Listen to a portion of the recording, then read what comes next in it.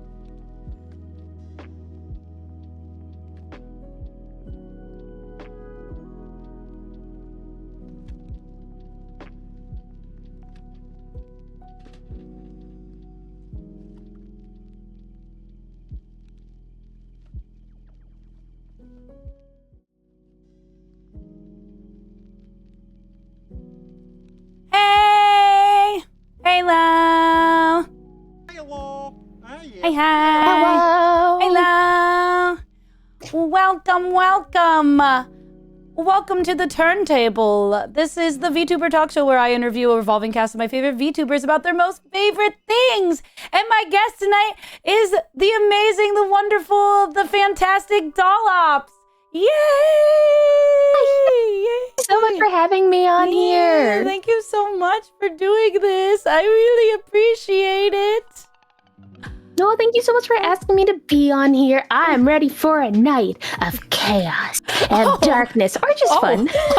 Well, I mean, we were going to go for informative, but chaos works.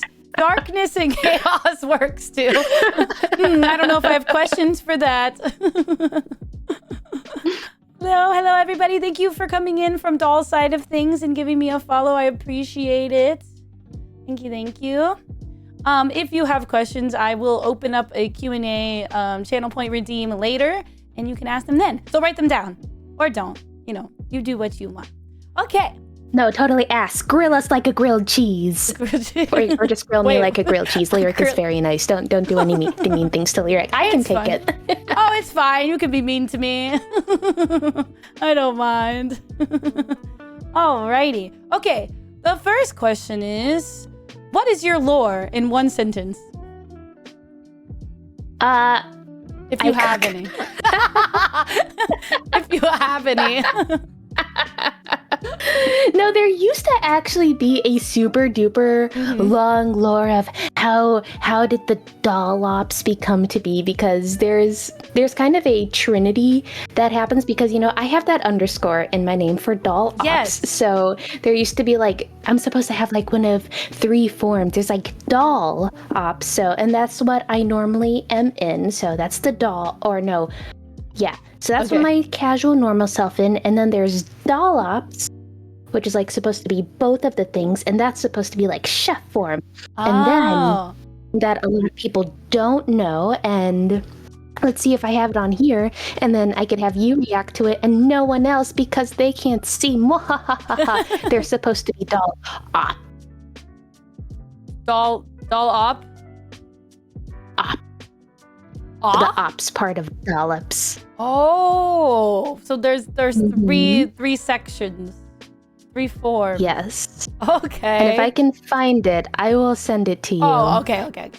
The third and final form. The final form. Someday. Someday. Awesome. So where did your name come from?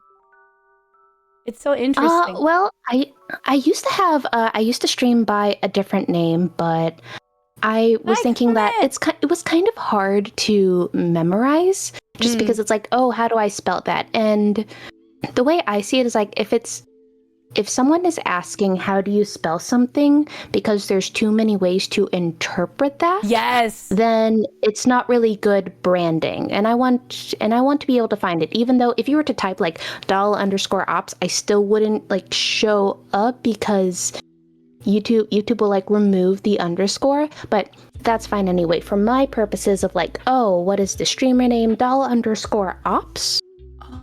Is usually easier to say. And so when I was thinking of going through a rebrand, I pulled up just a lot of cooking terms, because I'm you know what? I am leaning super duper into cooking, trash at video games. So let's really... Oh no, baby looks like she's going to be troublesome today. So if I start screaming, it's because she dug her claws into me. Aww. Anywho, I was going through a dictionary of food terms, and I was going through a lot, and one of the ones that I could have been before I landed on Dollops was allium, because an allium is the genus name for an onion, and I thought that was really cool. But I was still going through them, went through the list a few times, had allium. I'm you know what, this isn't really fitting. Went back to the drawing board, and then I don't know how, but I just saw the word dollop, and then I saw the word doll. Oh, it's And then I dollop. thought of the whole term, she's such a doll. And I'm that's it. That feels right. Wait, I just got that. That is dollop, dollop of Daisy. I understand. Wait, that's so cute. Yeah, that Aliyum would would be have the been. lore. Yeah, that's the lore. There you go. You have lore. The Aliyum would have been really cute too. That's cute too. But I like Dollop too. Oh my gosh, that's so cute. I understand now. Oh, okay. Aggie Pilot is my husband, by the way, who's shaking his head at me in the comments. Oh. He's like, there's no way you got that, Aggie. Maybe everyone has the same reaction. Oh, okay. But I love it is. So it's literally the same reaction. Like, ah.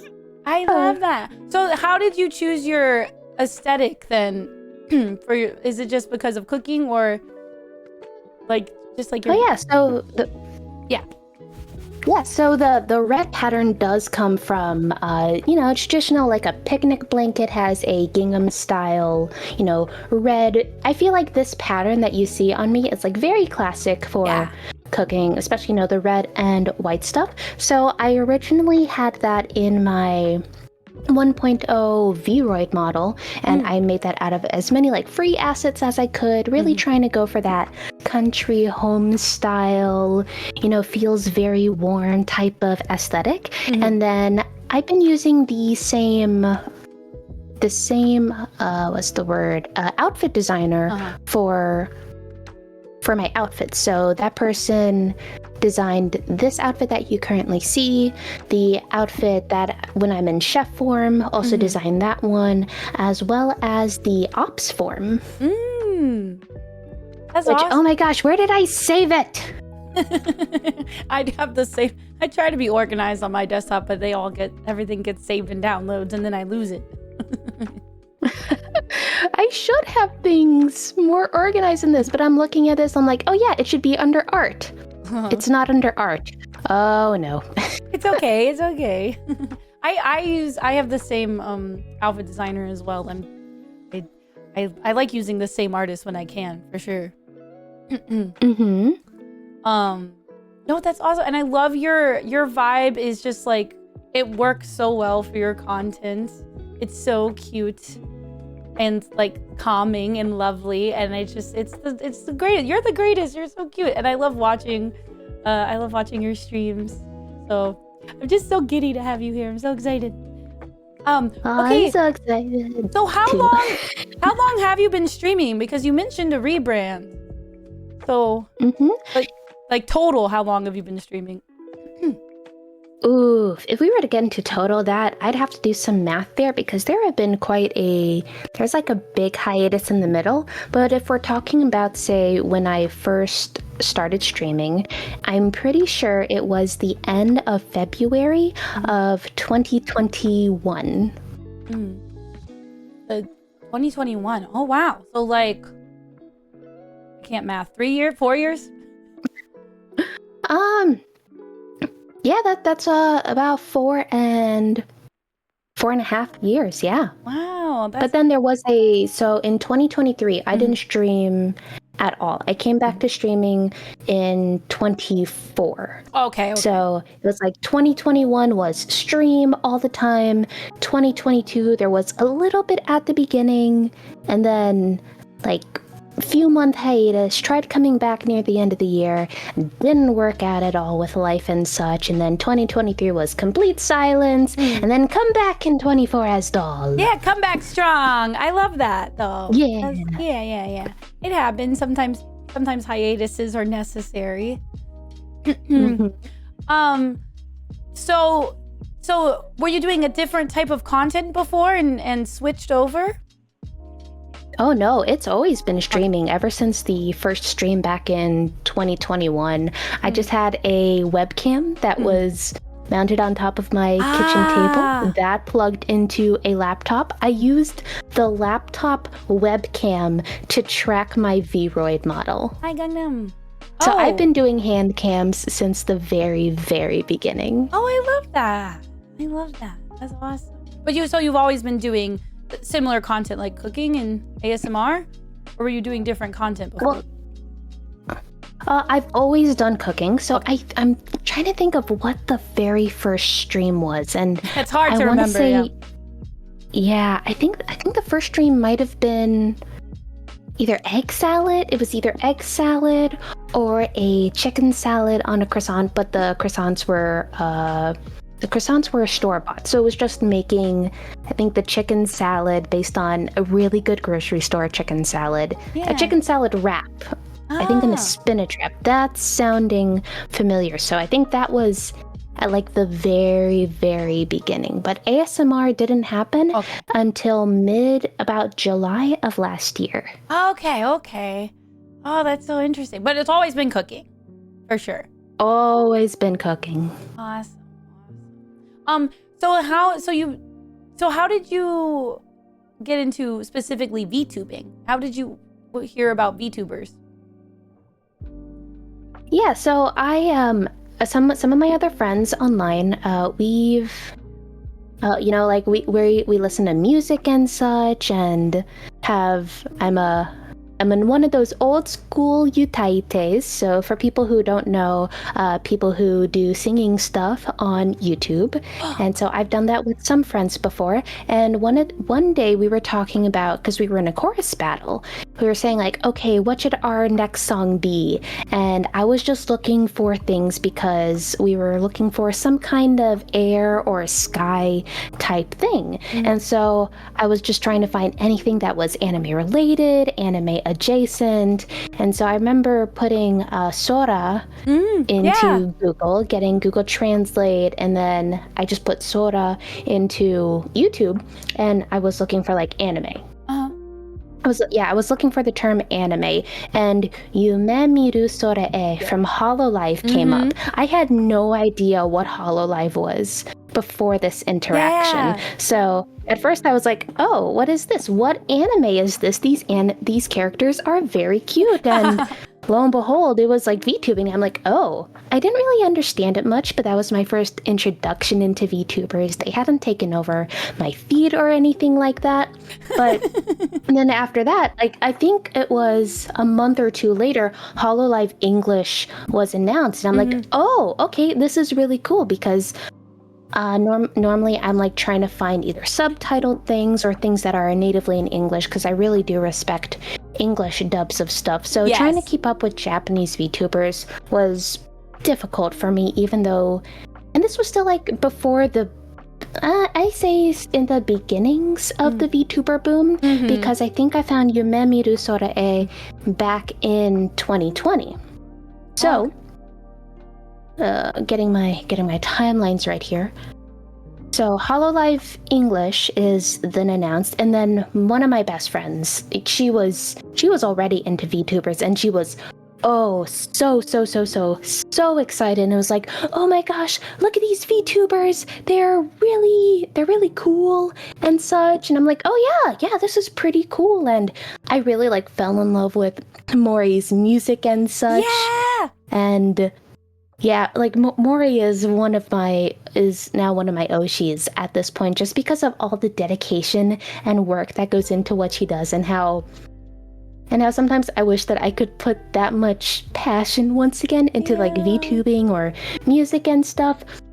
So I was like, oh man, this is really cool. But then, because I like technology and such, and trying to find out like what are the cool new technological things out there, I was like, you know what?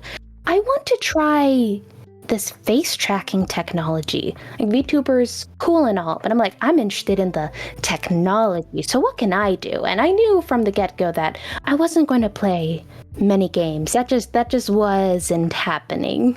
So I was like, okay, well, what else can I do? And 2020 was the year where, everyone's locked in and such, and I was cooking like a lot, and I was learning a lot. And I thought, well, I wonder if I can do this, but live stream.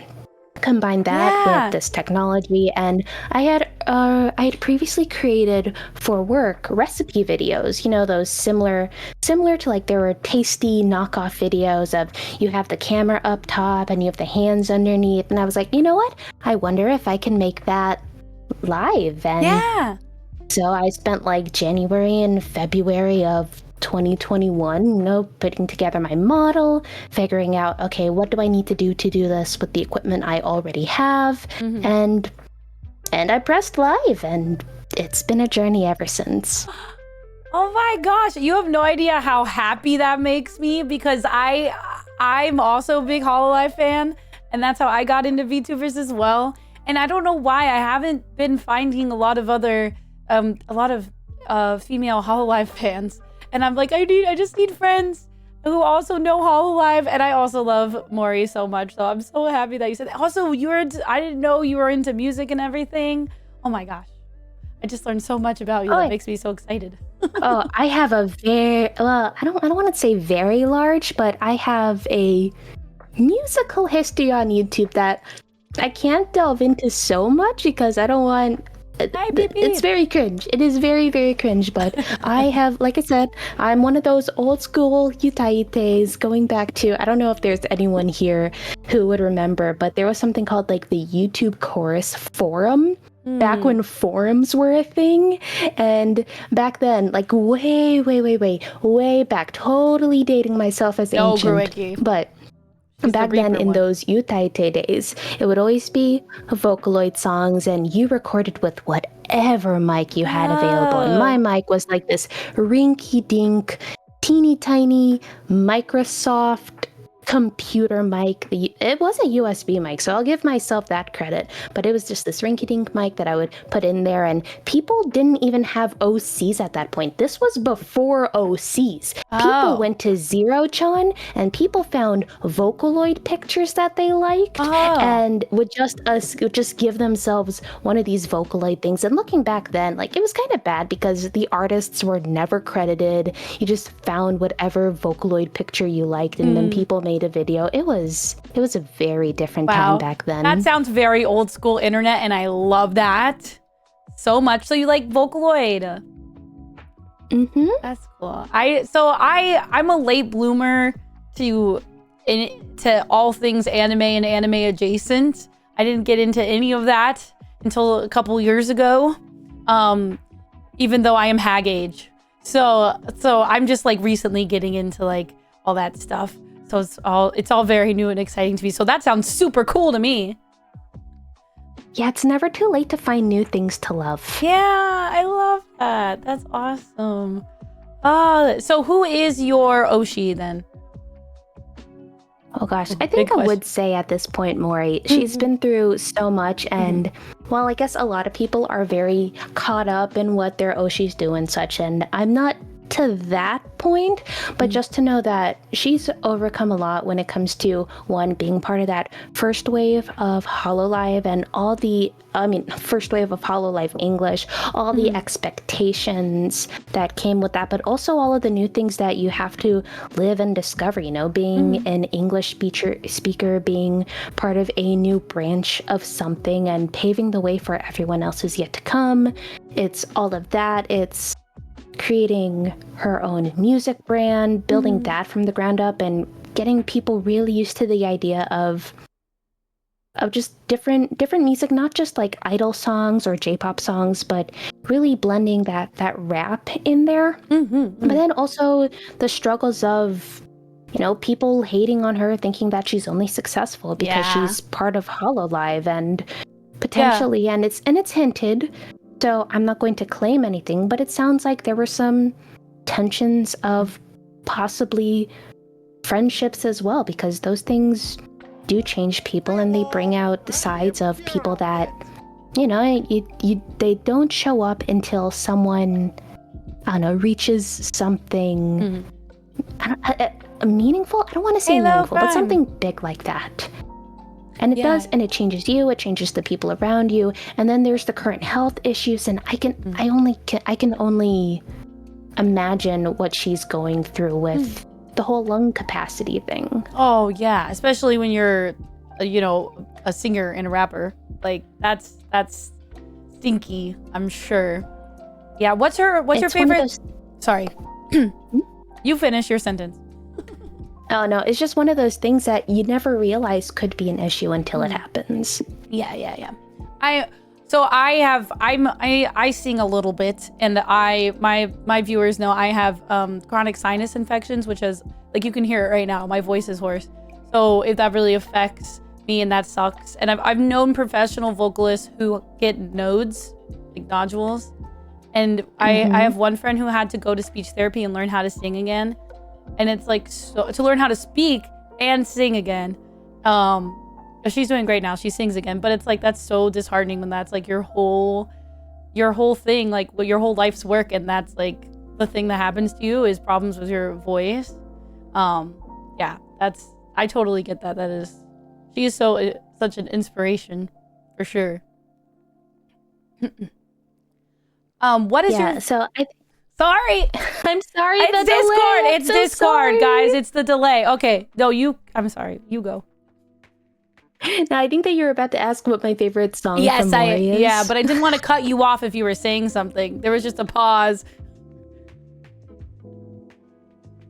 And now the pauses are going to be very awkward because now I don't want to cut you off. It's okay. It's okay.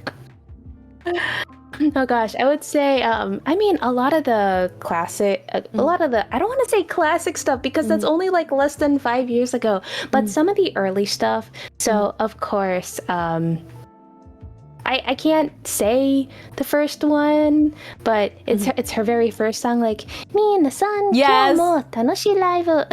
Oh, she knows the whole thing. And then just that switch to the, yeah.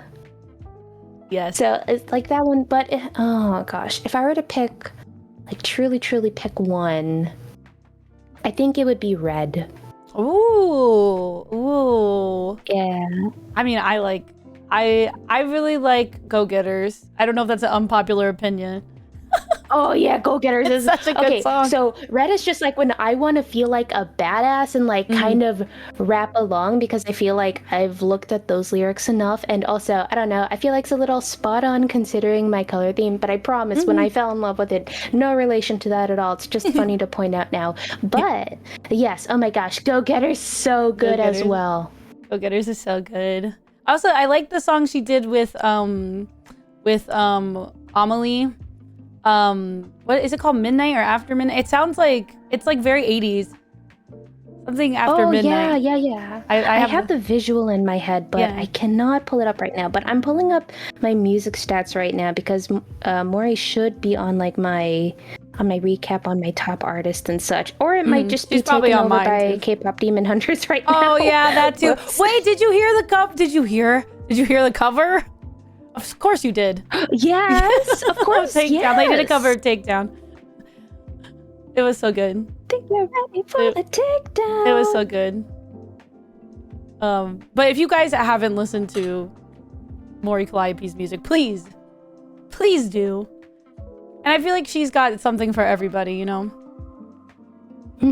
Yes, like there's some things that, definitely aren't, like, I'm not, no, I can't say that. I was about to say, like, there was one called, like, Blue something, like, that one's not for me, and I was about to say, like, oh yeah, I'm not too into the slow stuff, but then I'm like, but I love End of a Life. Who doesn't love End of a Life? It's such a good song. My god. I cry so much during it. Did you happen to get, so I got streaming tickets for the Halloween concert, the one last month, or in August. And No, I haven't gotten any I just tickets. I had to do. I got the streaming tickets, not the. I did not go there. It would be cool, but I didn't. But she did that song. She did medley, and it was so good. That song was so good, but the whole medley was good. Ooh, I wonder if there are any like clips or something. Yeah, there's probably a few clips, and of course they have like the beginning of both nights up on YouTube. Anyway, I'm getting off topic. I could talk about like Hollow Live stuff forever, but we're not I'm here. gonna say, like, we don't have to stop. I have more things. Like, I know I said like I didn't get any of the streaming tickets, but I'm right now. I am waiting for the announcement of the next HollowFest Yes. dates because I want to go there. Yes! I actually want to go put my name in for the lottery. Yes. Actually buy tickets. Spend like a week in Tokyo. Oh, you're gonna convince me to do it also, even though I'm not ready yet. But oh my gosh, I want to go. Me and my husband really want to go. To Japan I will help specifically. find flight deals because what I was looking for, I mean, the hardest part is going to be finding hotel rooms, but I have found flights as cheap as $600. Gosh. Oh yeah, I was listening to for my viewers, Doll recently went to Japan, and I was listening to your recap of it, which was so fascinating and also made me so jealous because I want to go so bad and I haven't been yet. But someday. But I was listening to you say that, yeah, you seem to be really good at getting deals on those sorts of things. Oh yes, love getting things for like cheap or free 99, as I like to say. It's sometimes. a good feeling. Yeah. My dad keeps trying to convince me to sign up for a specific credit card for an airline and then get miles, and I'm like, but Dad, I don't go places. I don't fly. But deals are deals. Yeah, they are. Now, I will say, I don't have an airline credit card because I do like having the flexibility of choosing whichever airline is cheapest at that time. Mm-hmm. So just a little sidetrack onto finance stuff, adulting stuff, blah, blah, blah. I know, I'm sorry, you're about to lose like half your, your face for this part. But if you want to get some things for free 99, there is a specific hotel chain, and I am going to... I don't know, it kind of feels like gatekeeping if I'm not name dropping them, but I'm not going to name drop them right now. But there is a hotel chain that has a credit card.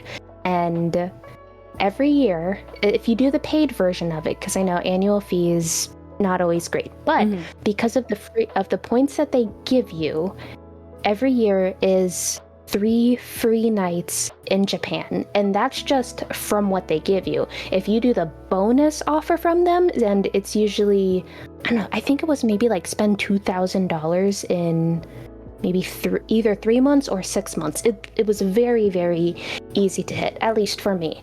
I hope that doesn't say anything about me, but if you hit that, I think it was either 80,000 points or 100,000 points, and it is 10,000 points a night in Tokyo.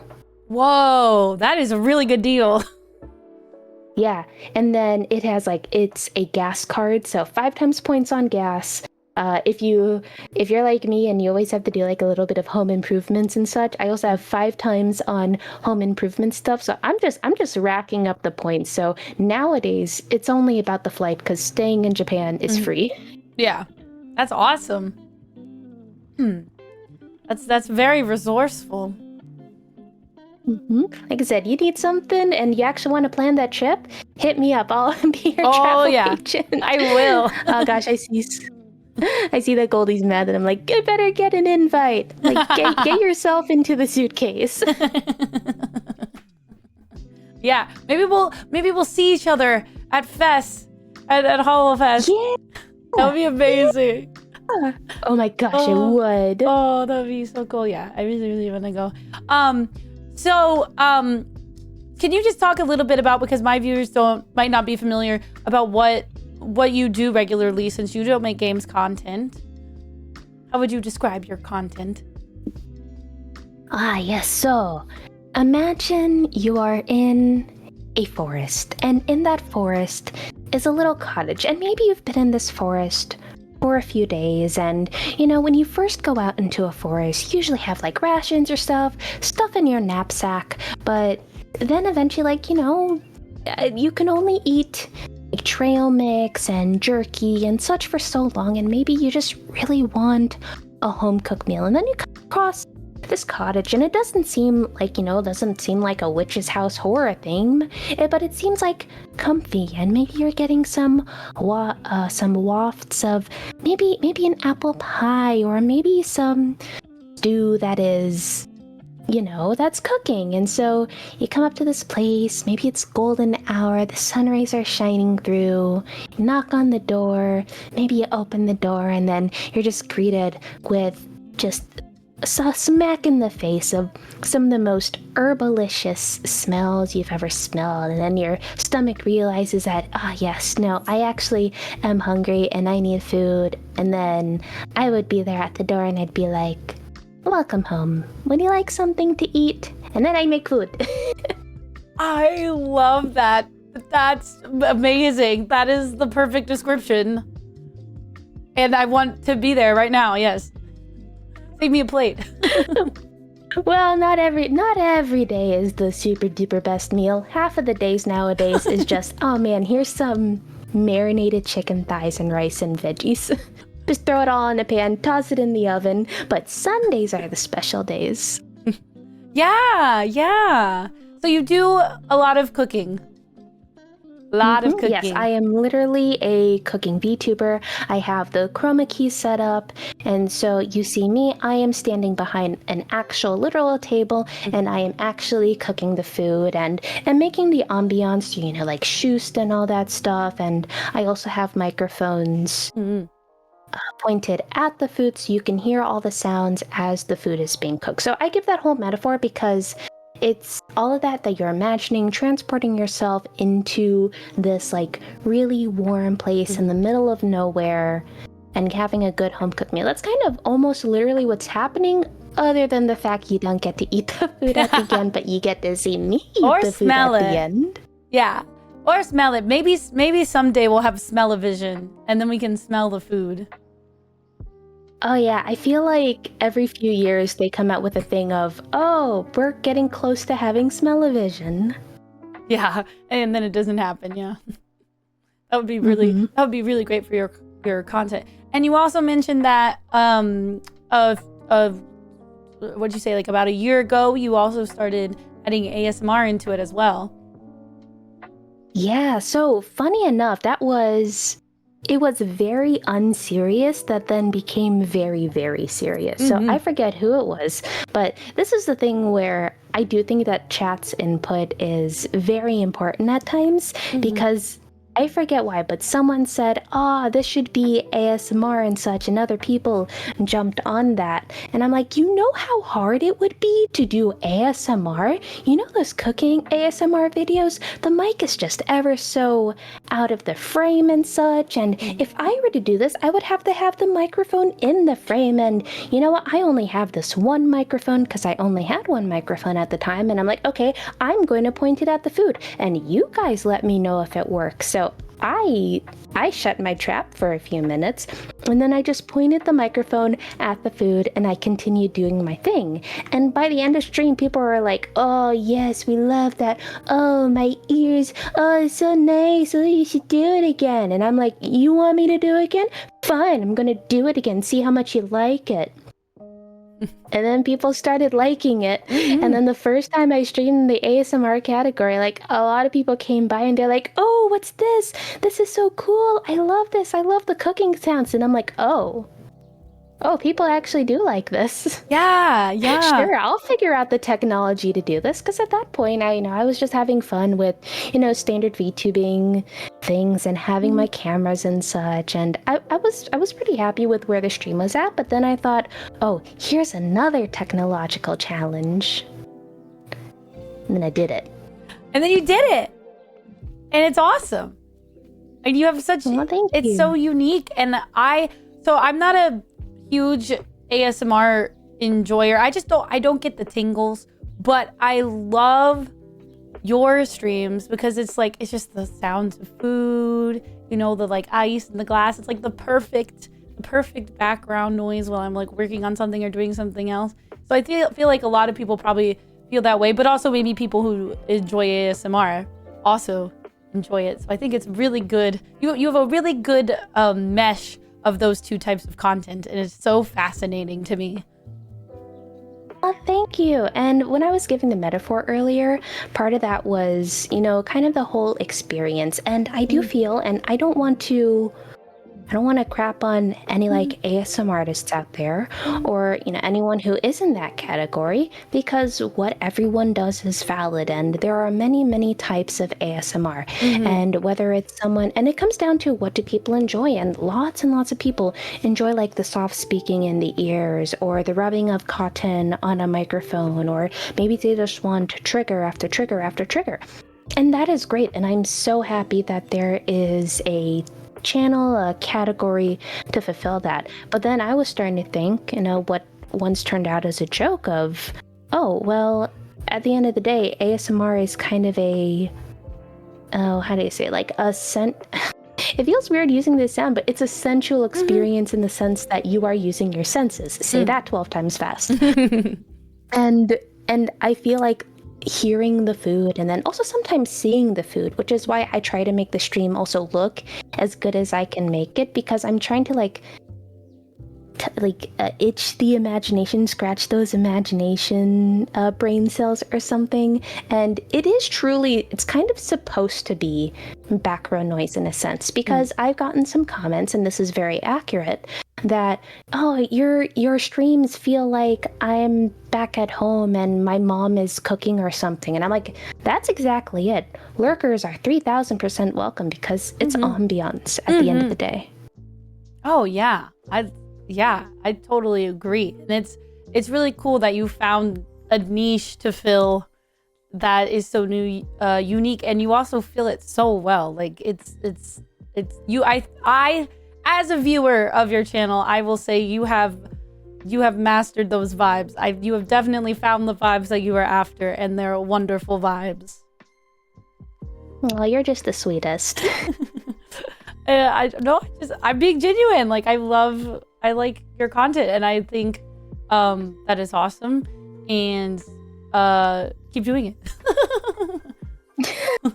I don't intend on stopping, even if work is like, no, you must work. You must work on the Sundays. That even though you're a 9-to-5 employee, we still need you on the Sundays, blah, blah, blah. Work is stinky. So I try. Yeah. But if you could not make cooking ASMR content anymore, what kind of content would you want to make? Or what content do you want to branch into in the future?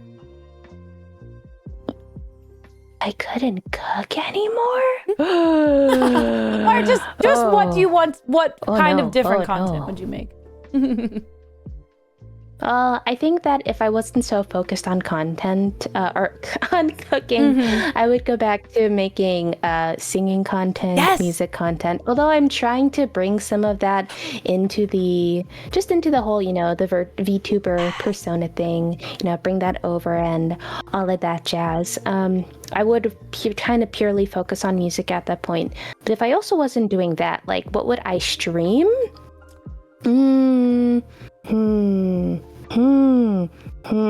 League of Legends. Oh yeah, because it doesn't make you dizzy. Yep. Yeah. There's limited options when games literally make you sick. Yes. Oh, do you want to explain that to my viewers? Because they may not know. Yes. So, I don't know what condition it is, but most things that are first person and sometimes even third person, if there's a lot of camera movement in the perspective of someone watching, I get violently ill. And I have tried many times to figure out what's going on. I've done a lot of tricks such as like ginger tea or having a fan blow on you, or field of view, changing all the settings and such, and just even thinking about it made me a little sick right there. But it is a severe case of motion sickness. Though a miracle happened the other day.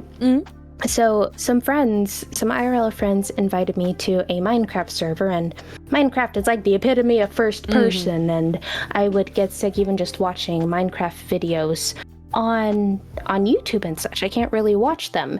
So I loaded up Minecraft on my computer thinking, oh yeah, I'll join people for like 10-20 minutes before it starts kicking in, and then I start getting sick and then I'll bow out. Everyone kind of understands that and such, and I'll just build a base as it is sometimes and maybe like manage the farms sometimes, but I'll have to test this out. I don't think it'll work with shooters and such, but I had my FPS set to like something really low. I think it was either like 20, 24, or 30 or something. And I lasted longer than I thought. So I'm like, this might be something worth looking into, just lowering the FPS. Yeah, that's great that you found something that might help with that.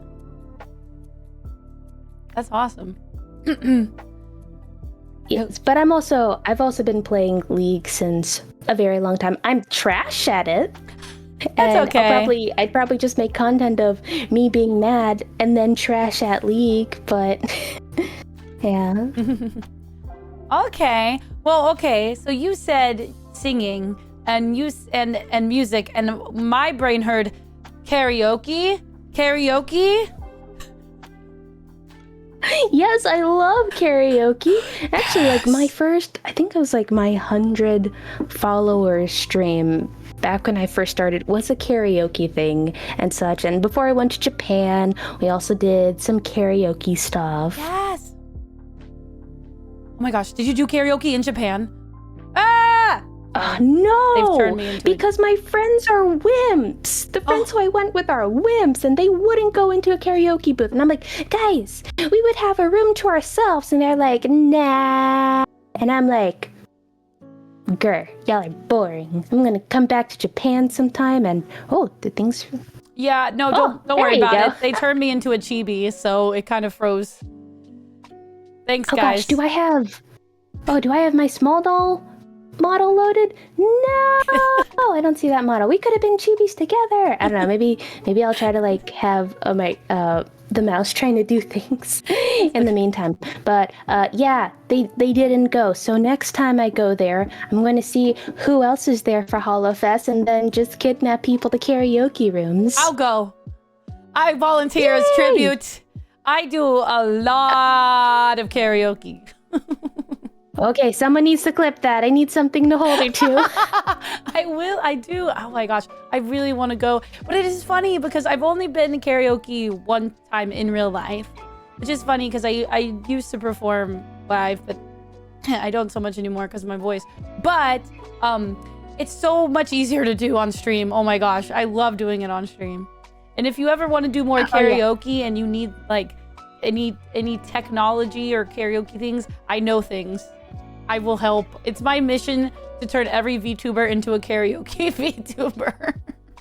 I love that. Oh my gosh, what if you like did like karaoke workshop videos and such? Oh, maybe, but well, most of my tips come from other people's videos, so I feel like that would just kind of be stealing.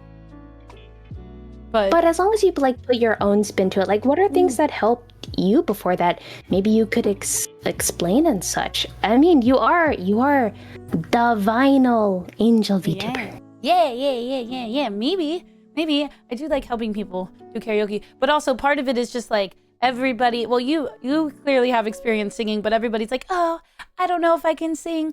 Oh, I'm scared to sing on stream. And I'm like, but it's so fun. And nobody really cares how you sound. They just want you to do songs that they know and like just have fun. So I love karaoke. You should do more karaoke on stream.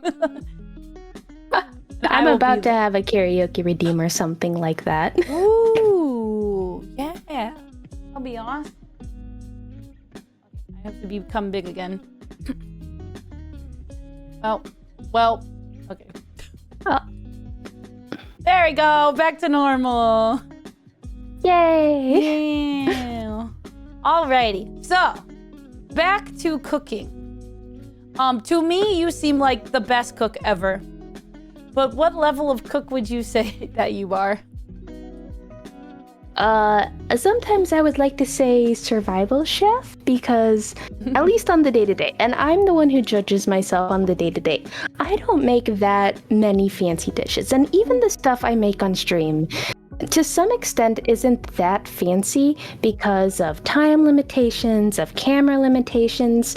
I think if you look at a lot of recipes sometimes, you might be surprised at how many of those recipes require you to have either multiple burners or to put something in the oven. And I don't have an oven cam, and I would love to figure out how I can get an oven cam going because that would be so gosh darn cool to actually be able to put something. But I also don't find that engaging for stream because stream, if you're there and you want all the cooking sounds, there's no sounds once something is in the oven. So there's all that. So I would call myself like a mid-tier chef because there are some professional chefs within the VTuber space, and even one that popped by stream for a little bit, Jay Sizzle. I saw him for a little bit, and he's like actually a trained chef who makes like really, really cool things. But awesome. As far as like those fancy schmancy dishes and very, very, I don't know, particular techniques, I'm not necessarily there. But if you want cooking that you realistically could make on a stove, usually a single burner and such, I would say that's the level. If we were saying like level 5 would be a Michelin star chef, and level 0 is someone who knows how to make things in the microwave, I would give myself a solid 3. Awesome. That's me. I'm 0. That's me. I cannot cook. Oh, speaking of chefs, thank you for the follow, Titanium Chef. Easy. No, yeah, I'm level 0, which is why I find your content so fascinating, because I'm like, ooh, cooking. Maybe I could cook. Maybe, but no. But it's fine because my husband is the cook, so I just enjoy. I just enjoy and I believe in you. And microwave a vegetable every once in a while, and don't burn the house down if I can help it. But I think one of the biggest life hacks when it comes to food, you have a wonderful husband who cooks for you. You are very lucky. Better hold that man tight. One of the biggest hacks I would say, and I'm not sure if it's even a hack, but you get a baking sheet, set the oven to like 350. It's pretty much default at all. Yeah, pick your favorite vegetable of sorts.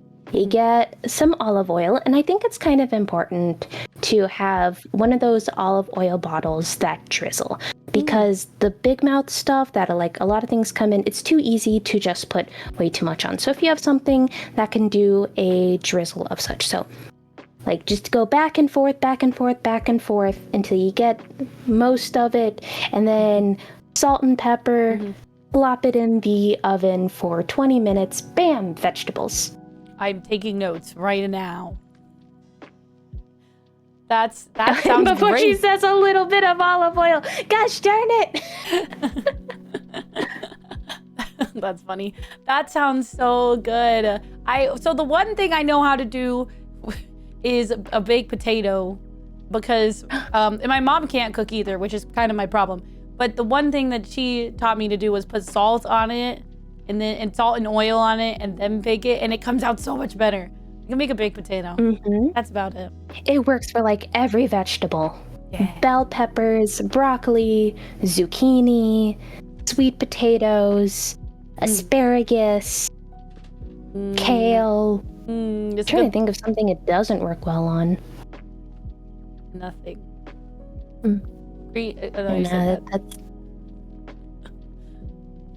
I don't know. Oh man, I'm so glad I ate before this, because this is gonna make me hungry. If you hear some munching, I might have a bowl of grapes next to me. That's fine. Feel free to munch. I always support stream snacks. Streamers gotta eat too. I've also seen that you do some like food prep too. Streaming. Yeah. That's great. So as far as like food prep goes, one of the things that I like to use Sunday for, because admittedly the streams can take a decent amount of time. I think the average Sunday stream is between 4 and 6 hours.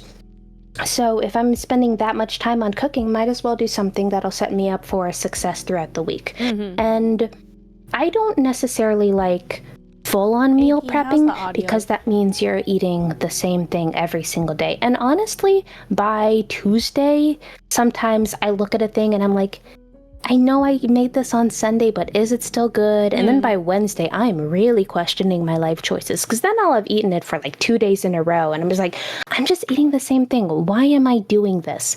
But with ingredient prepping, then you could make a whole slew of things. And one of my favorite things is I like going to either Chipotle or Bibimbap or any of those places where you go there and then you can kind of custom choose to make your own bowls. And so I got to thinking, and I've seen a lot of other influencers do that. But if that's what you like going out to eat for, who says you can't do that for yourself? So let's take Chipotle, for example.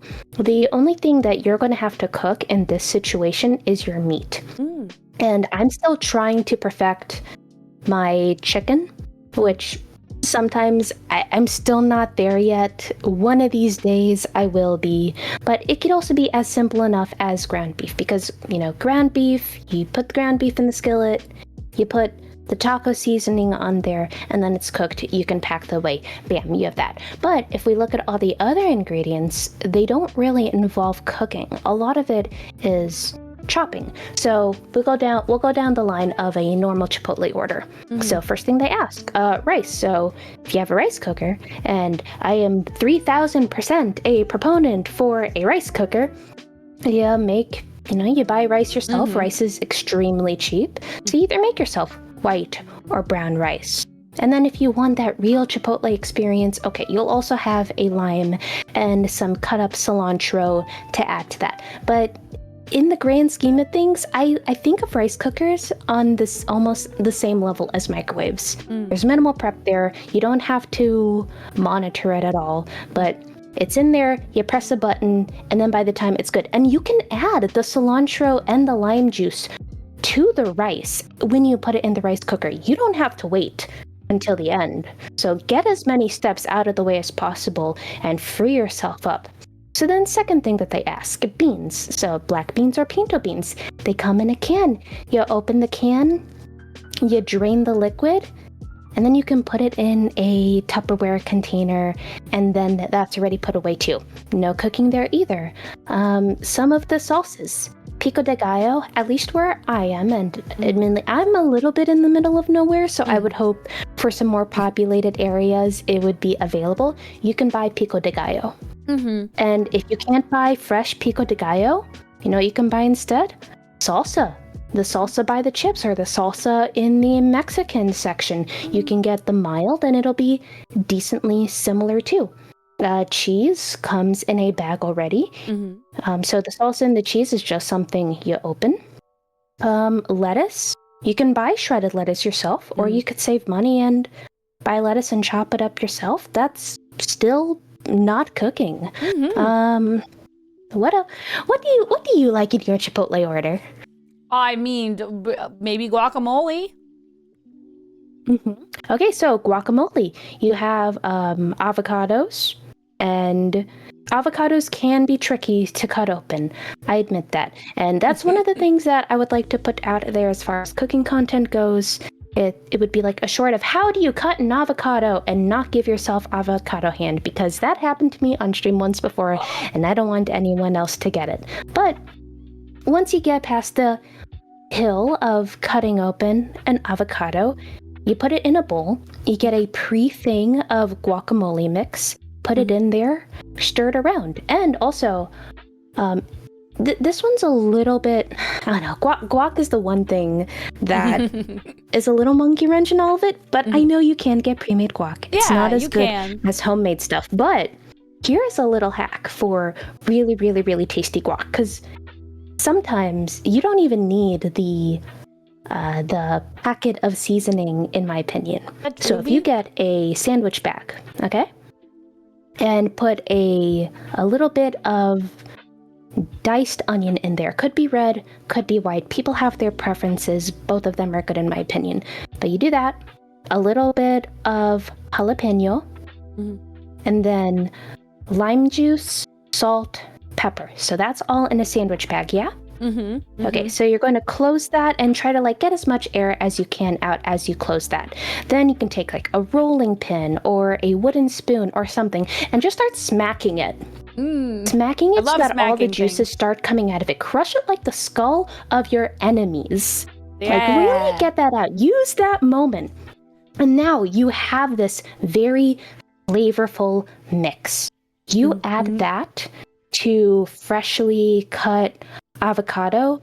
That is a very good guacamole right there.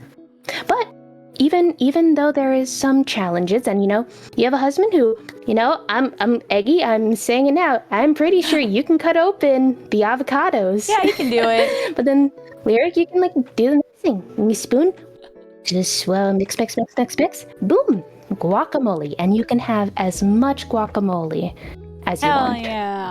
Yeah, amazing. Sour cream comes in a tub. Yeah. So a dollop of sour cream. A dollop. Earn it, model. Wink. Wink, dang it.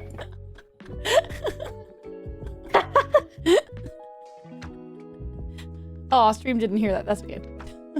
that was just for you. Oh, wow. That makes me feel like I could actually cook that. Yeah. Because you're right. I believe in you. Yeah, you're right. It's like not that much cooking. Mm-hmm. Yeah. Cooking has always scared me a little bit. But you make it sound so easy and kind of fun. Yay! I mean, at that point, make your environment however you want it to be. Maybe you could wear something fun that you wouldn't mind getting food on. Have the music blasting. Always have fun with it. I have on my stream. It's very intentional that it's like smooth music, very warm vibes, but you are the master of your own kitchen. You make it whatever you want. I don't know, get a smart light bulb and set it to disco. I don't care. Have fun. Yeah. Put on my favorite Hololive music in the background. Yeah, belt your heart out and pay attention when you're cutting with the knife because that's very, very important. Yes. It's my husband usually listens to heavy metal while he's cooking. But the food comes out good. So that's what he wants to do. Okay. I'm gonna ask this question first. Oh, is there like an ultimate dish? Is there like an ultimate food that you want to cook on stream that you haven't been able to yet? Ooh, I want to be able to make the perfect bowl of ramen. Oh, you've said that before. I want to be able to make some hand-pulled noodles. Like I've done like zhuzh up your instant ramen. So, instant ramen, prepare that. Prepare a soft-boiled egg, which if no one knows, if people are watching and you don't know how to make a soft-boiled egg, get your water boiling first, then drop the egg in 7 minutes. When the 7 minutes is up, put that egg into an ice bath, water and ice. Let it cool down, and it'll make peeling it so much easier, but you will have a soft-boiled egg. So ramen, soft-boiled egg, bok choy, green onion, all of that jazz. And I mean, it's fine. It's very delicious and also very accessible for, everyday cooking, which again is one of those things that I focus on. Yeah. But I've always wanted to know how to make like hand-pulled ramen noodles. Make a broth that has been simmering for hours, and maybe also get like that pork, like a good chashu, where I'm rolling the pork belly and braising that as well. A very traditional bowl of ramen. That's one thing I would like to make on stream someday. That sounds so good. Were you able to have ramen like that in Japan?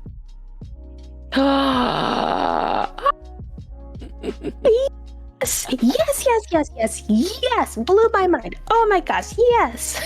Oh, that sounds so good. Yes, and it was in Tokyo Station too. In Tokyo Station, in the basement of Tokyo Station, there's a place that's called like Ramen Street, and I forget how many, but it is several ramen stores just lined up next to each other, and they all use like the vending machine system too, which I had never used until that point. So in there, I got this ramen, and oh my gosh, clearly I still think about it to this day. But here's also a warning: not every bowl of ramen in Tokyo is good. I then went to another ramen place that was by the Tokyo Sky Tree, and what this was is this place was a fusion restaurant of sorts. So it's like they specialized in Chinese food, and I love Chinese food so much. But this was supposed to be like a fusion Chinese-Japanese restaurant, and that ramen was not good. And I regret getting the ramen there. The dumplings, divine. Gyoza, oh my gosh, so good. The ramen, not great. That makes sense. But at least you had something to compare it to. The good one. Oh yes. Let's see here. I've watched too much MasterChef. I'm seeing what Beep Beep's saying. So I've watched too much MasterChef and Joe Bastianich. So I thought you were going to say I want to make the perfect risotto. I mean, I've had really good risottos in my life, and I love myself a good rice dish. But as far as making it on stream, I don't know. I feel like it's it is important that people who do want to be like true professional chefs know how to make a risotto, because it is hard. It is hard to make a risotto where it's cooked all the way through yet not runny, but that doesn't speak to my soul. Right. Ramen speaks to my soul. Ramen is good. I'm still trying to convince my relatives that ramen is not just cup noodles. Because a really good ramen restaurant opened up like right near my parents' house. I'm like, you guys have to come to this ramen restaurant with me. And they're like, ramen? That's like cup noodles. I'm like, I swear it's good. I finally convinced my brother and he went there and he was like, oh, this is really good. I'm like, I'm telling you, it's not cup noodles. Well, at that point, I don't know. It'd be like saying, would you rather go to an Italian restaurant or have Chef Boyardee? Yeah, exactly. It's funny to me. Okay. What is your go-to I'm too busy, but I still need to cook something meal? Oh, gosh. I think I've said that a few times on stream already, but I really do think that having some kind of protein on hand that is your favorite. So for me, it is chicken thighs. So chicken thighs, put it in the oven, throw vegetables in there too. I have a giant, and I mean, it is bigger than my head, giant bag of broccoli in the freezer. Yeah. So put that on a baking sheet, the chicken and the broccoli. I do the thing with the olive oil, pop it in there, do whatever else I need to do, and I come back later to a meal, because normally I have rice in the rice cooker just because I'll eat rice. But if we're saying that I don't even have time for that, I will just eat rice with mayonnaise. With mayonnaise, like Japanese mayonnaise or American mayonnaise? Oh yeah, it has to be Kewpie mayo. Yeah. Yep. That's awesome. And if I have a little bit of time, I'll also put an egg in there. So egg, mayonnaise, soft-boiled egg. Wait, no. Soft-boiled egg, mayonnaise, rice is my lowest tier thing that I would make. That sounds good. Do you like spicy? No, I can't do spicy at all. That's fair. I wear the red. I don't put the red in my mouth. I grew up eating spicy food, and then I like stopped. I don't know if it was after I got married or like COVID or what, but I stopped eating spicy food, and now my tolerance is so low. And I have to like build it back up again, but I'm scared. Oh, I get you, because it's even when eating out and you say like, oh, I want a 1, that can range from a lot of things. Oh, yeah. Like when I go to the Thai restaurant and my husband got my drunken noodles medium, and it was so spicy for me, and I'm like, maybe mild next time. Yeah, oh my gosh. And Thai spicy, you're really rolling the dice there. Oh my gosh. Yeah, for sure. What is your favorite dish to cook on stream? Oh gosh, on stream? Oh gosh, what is the one that I make way too often? I think I've made this one recipe from Heroes Feast, the official Dungeons and Dragons cookbook. I think I've made this dish like 3 times, maybe 4. I don't know, I've lost track, but it's the recipe I go back to every so often, just because 1, it is aesthetically pleasing, 2, has amazing sounds, 3, makes it so I eat my vegetables, is the, I think in the book, it's called the Colonesti vegetable stew.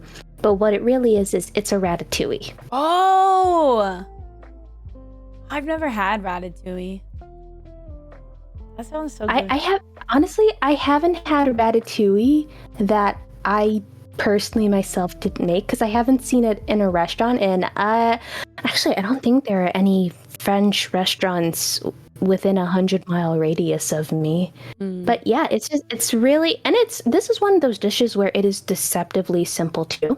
So you get zucchini, you get yellow squash, and Roma tomatoes. It has to be Roma because ideally you want all of your slices to be around the same same size. Mhm. And then if it's available in your area, so for me it's a hit or miss, is Asian eggplant. Oh, Because yeah. American eggplant is way too big and Yes. such, so you want the long skinny Asian eggplant once again, so all the cuts are uniform. So you cut it all up into slices, or if you're not dumb like me, sometimes you can use a mandolin. I'm Just banned use, from like, a using quick- mandolins. Oh, I Let's see, probably shouldn't use yeah. one of those. Oh, my thumb still hasn't perfectly grown back from that. Oh no!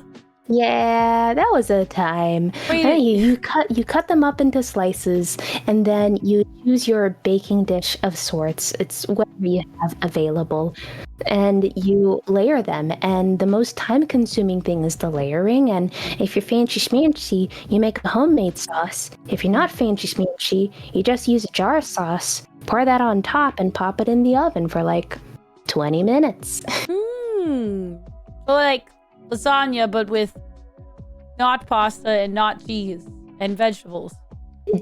It's just vegetables. So many vegetables. That sounds really good. Do you have other cookbooks? I have a Fallout cookbook. Ooh. Yeah, I have quite a few cookbooks. So I have, like I said, Heroes Feast.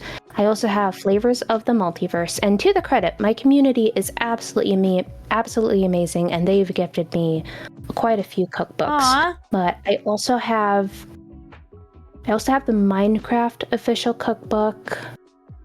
And gosh, I am blinking. There's another themed the Final Fantasy XIV official cookbook.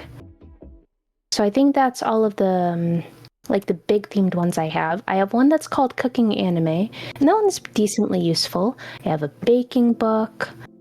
I have 2 ethnically themed cookbooks. And I know I'm missing a few in there because my cubbyhole is filled to the brim with cookbooks. Of course. Oh, that makes sense. That's awesome. Because you could always do like a Final Fantasy themed recipe night and stuff like that. I love that. And once again, it's one of those things where the recipes in there are really great. And then you realize just how many of them use the oven. Yeah, that's fair. Yeah. That makes sense. I never thought about the oven being a handicap for the types of streams you do, but I see why. I totally get your reasoning.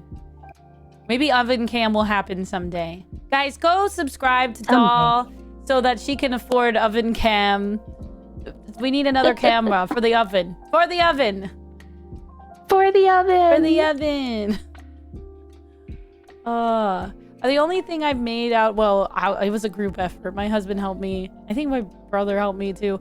We made one thing out of the Follow cookbook, and it was a mole rat meat dip, and it was not as gross as it sounds.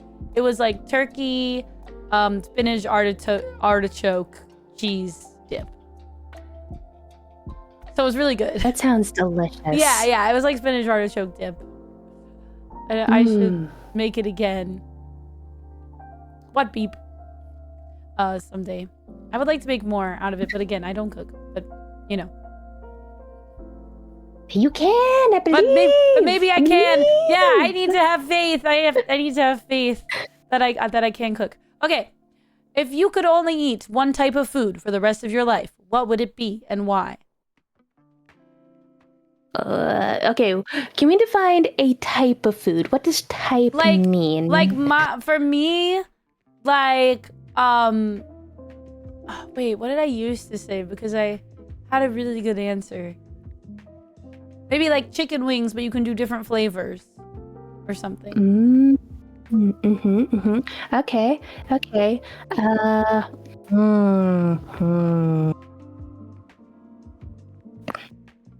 Ramen. Yeah. Not even like noodle soups, just ramen. Yes. But noodle soup, that's a really good one. I like your way of thinking. Yeah, because that would include and that could also include like some Italian noodle soups. I was at a festival a few weeks ago, and there was this booth that had Italian soups, and one of them had like it was pretty much just like really, really loose pasta sauce or just a tomato broth base plus some noodles. Oh, it was so good. That sounds good. Oh no, I ate dinner, but now it's wearing off, and now I'm hungry for a delicious soup. It's also it's public to everybody. I live in the state of Florida. It's not going to be soup season for a hot minute. So my husband makes a really good Japanese curry, and I've been like begging him for months. I'm like, please make Japanese curry, and he's like, it's too warm. It's too warm for curry. And I'm like, please. So he made it last week, and it was so good, and I was so happy.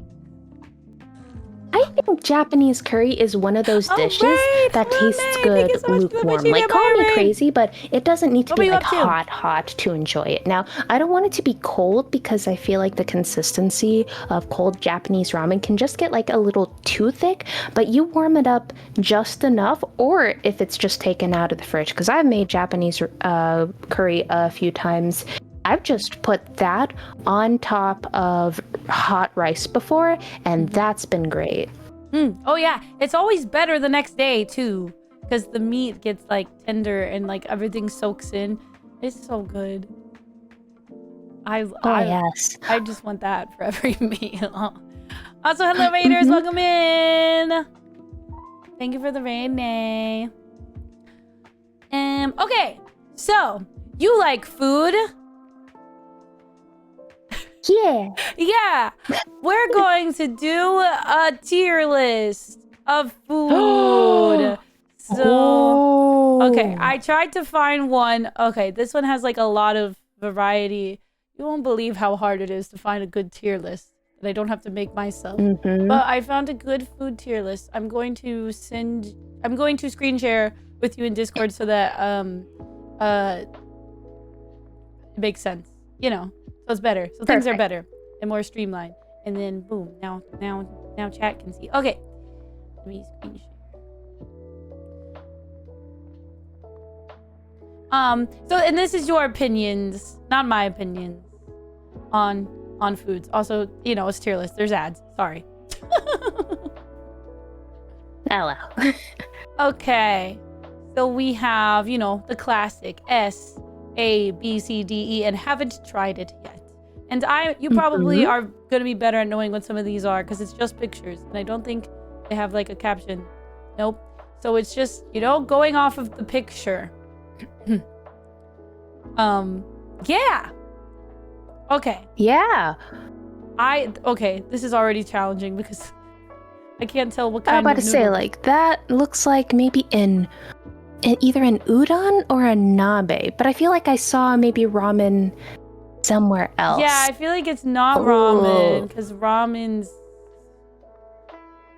elsewhere. This is harder than I thought. The pictures. Okay. Let's go with some sort of noodle bowl that looks ramen adjacent. Yeah, I'm gonna go with udon because the noodles are thicker. So I'm gonna go with udon because udon is not ramen, and sometimes I do feel like I struggle with the noodles. I'm going to put that in a B tier, just because that one is a little bit hard for me to eat with chopsticks. And I don't know, I completely have the stream, just like, I don't see chat anymore, so I'm not going to be influenced by anyone. Yeah, these are your opinions. You decide. It's up to you. I love udon. I love udon noodles, but I also don't use chopsticks because I'm bad at them. So I've been learning. I've been working on it. I've been getting better, but you know. Okay, I have no idea what this is. I don't know. I've been staring at that since the moment you brought that up. I have no flippin' idea. So we're gonna put that into haven't tried yet. Yes. Okay. Huh. Interesting sandwich.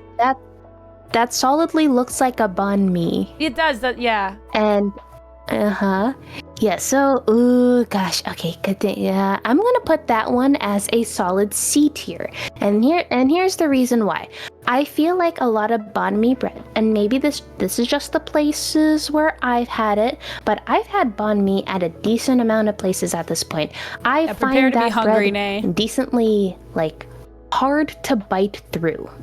And I think yeah. banh mi's are delicious.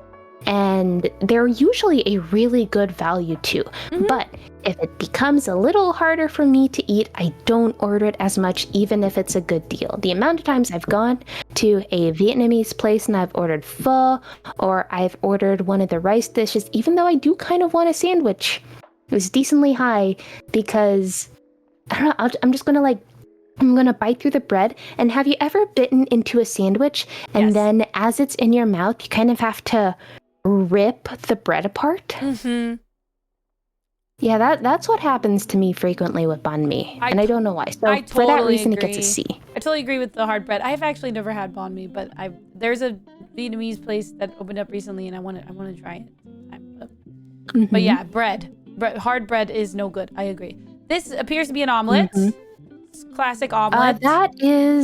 That one I think is the Vietnamese omelet, Oh. and I'm not even going to try to pronounce the name because last time I tried, one of my Vietnamese VTuber friends was trying to get me to pronounce it right. I'm also going to put that one I'm going to go with C as well. Like it didn't blow my mind. And I'm very much influenced by the fact that I see some things in here that are definitely much higher on there. Yeah, for sure. And we might not get through all of these, but I'll do my best. Okay, we have a bun. Oh, Shu Pao! Shu Pao! A tier! I'm so glad you know the correct names. This is great. Unless it's not a Shu Pao for some reason. Some sort of bun. Yeah, that looks like a Shu Pao to me. Yeah, it's a bao bun, Shu Pao. It looks so good. I know that's how I know it. Yeah. I don't know, they're so good. Oh wait, I thought this was tacos, but now I don't know. Oh no, that one is more of a true bao bun, and I'm gonna put that one. That one's gonna be our first S tier. Because okay, so if you haven't had bao buns before, these type of bao buns, that particular, it's a bread, but this is like eating a cloud. And that one particularly looks like a braised, looks like either a short rib bao bun or maybe either char siu or a pork belly. Those are, if it was like one of the other ones, maybe knock it down, but if it's a spare rib or char siu or something like that, S tier.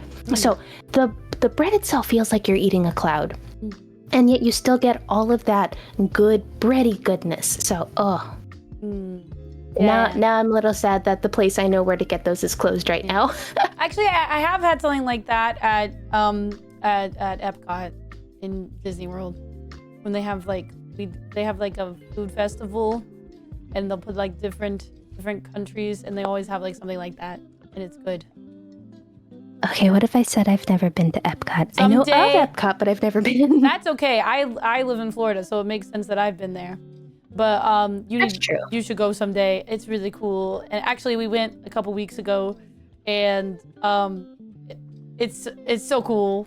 And you would think like, oh, theme park food, but the food they have for that is like legitimately like good quality food. And good to know. It's like, I mean, it's obviously you have to pay for tickets and blah blah blah, but the like price of the food, because it's like little snack portions, is like between like $6 to $9, so it's not terrible. But anyway, for one or for two? For just for like a plate of food, which is plate of food. Okay. Yeah, just for the food. But it's like, so you can get a lot of different things from everywhere, and that's the time I eat adventurously. Okay. Yeah. Okay. What kind of meat is this? Oh, that's a good question. Hold on, let me squint real hard. It might just be ribs? Yeah. I think it's just ribs. Okay. Yeah, that looks like standard ribs. I'm going to go once again in the C category. Okay. And that's because I like ribs, but it can be way too much of a hit or miss. If you knew and guaranteed you're going to get ribs that fell off the bone, had perfect smoky flavor, wasn't undersauced, wasn't too sauced, that would be great. But you would have to know ahead of time. Imagine going to a new place, ordering ribs, expecting something, and getting something else. Yeah, I think there's too many variables for me to put that up there. That's fair. My dad and my husband too are big into smoking meats, and my dad he's so hard on himself. Like he'll make the most delicious ribs that's been smoking all day, and we'll have dinner, and I'm like, these are the best, and he's like, no, they're too this, and he doesn't like it when they fall off the bone. He's like, they're not supposed to fall off the bone. They're supposed to almost fall off the bone, but like, I don't know. It's like one of his hobbies. So he's very like, he's very hard on himself, but you know what? It makes him practice more. And I'm like, yes, more delicious meats. Whatever motivates him, and you get delicious meat at the end. I do love delicious meat, but yeah. So I eat a lot of ribs and brisket and things, and I don't complain. Okay, this looks like a bento. It does look like a bento box. So I don't know what's I'm in going to it. put this one in A tier. And here's why. So lately, I've been trying some Japanese restaurants around where I live and also the extended surrounding area up to an hour away. Like sometimes I will drive for this stuff. So immediately around where I live, there's not really any good, authentic Japanese places. And if I get a bento box from there, it's fine. Like, okay, I'm fed. And if that was actually how bento boxes were supposed to taste, it would probably be down for a B, maybe a C. Or if we're going with authentic bento boxes, S tier. S tier. But it's because there's so many knockoffs that are still really good, but to me are a knockoff. Then the knockoffs get like D tier. That makes sense. Okay, there's so much food. I know. You can just pick one of the ones, like hover the mouse over it, and we'll go through it. Maybe we just pick something. We'll just do like 10 more or something, because there's a lot. Okay. Let's do like some classics. This is very Asian coded. It is very Asian coded, but so at first I was like, oh, is it just Asian foods? And then I saw a lot of different. So let's do some like classics, like cheeseburger. Oh, A tier. Yes, I know. I feel so uncultured. I'm sorry. I'm sorry. I don't know a lot of foods. Apparently, yes, cheeseburger. No, don't worry about it. Wait. There's a lot of foods. Wait, I need to know. Do you like thick patties or smash burgers?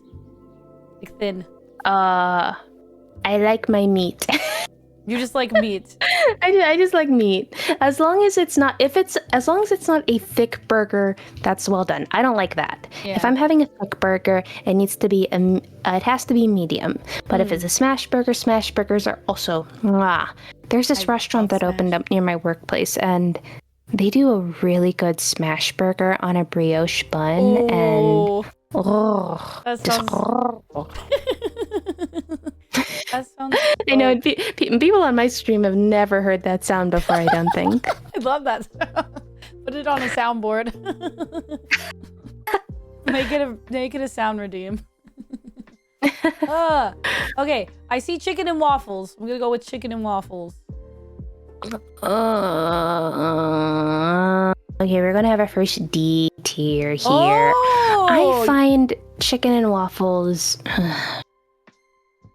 I haven't had a good experience with chicken and waffles yet, because a lot of times I've found like some bougie places that try to do a spin on chicken and waffles, and I don't think I've ever had a good chicken and waffle, because I have a coworker who is very, very picky about her chicken and waffles, and she's like, no, it has to be like a bone-in fried chicken piece. And I haven't had that yet. The only ones that I've had so far is just overly drenched in maple syrup, or the spices on the chicken tenders are too bougie and don't pair well with the waffle. And I'm like, I haven't had a good one so far. It's a D tier. That's fair. Wait, but it's not because, how do you feel about sweet and salty? You know what? That's a good point. I'm not much of a fan of sweet and salty things. Yeah, some people aren't. I do. I like bacon in a cupcake and that sort of thing. I think it's good. Nope, I can't do that. I don't like salt on my cookies. I do. But I may have trash taste. It's fine. Everyone's taste is their own. That's true. What's something different? Wait, I see Chicago. Is that Chicago style pizza? That is Chicago deep dish pizza. That looks like Giordano's. Put that stuff on the S tier. Let's go, Chicago! Let's go, Chicago pizza. Oh no, it's so satisfying to me. I just like it because yes, I could eat a pizza and you know it's the dough, it's the toppings, it's the sauce. But if I'm having a Chicago pizza, I am cheese, just cheese. And there's so much cheese in a Chicago pizza. Oh, it's wonderful. It's under the sauce. And yes, and I have tried all of the Chicago pizza places. And Illuminati's has like the best, butteriest crust. So even you have that on there, just give it to me. I must have had it before. I've had deep dish, but I can't remember having the pizza with the sauce on top. There was a really good Chicago style pizza restaurant near me. They had the best like garlic ranch sauce. Oh my gosh, but it closed down and it makes me sad. Wait, I need to know how you feel about ranch. I must know. On like things or on its own? Just, I like ranch on everything. Okay, I like ranch, but that's also because ranch is a subsect of mayonnaise to me, and I love mayonnaise. That's fair. I will accept. Like for example, if I can't get mayonnaise on something, I will also accept ranch. So for example, I like my fries with mayo, but if they don't have mayo, I will gladly accept ranch as well. I am not Midwestern. I just really like ranch. And I do put it on fries.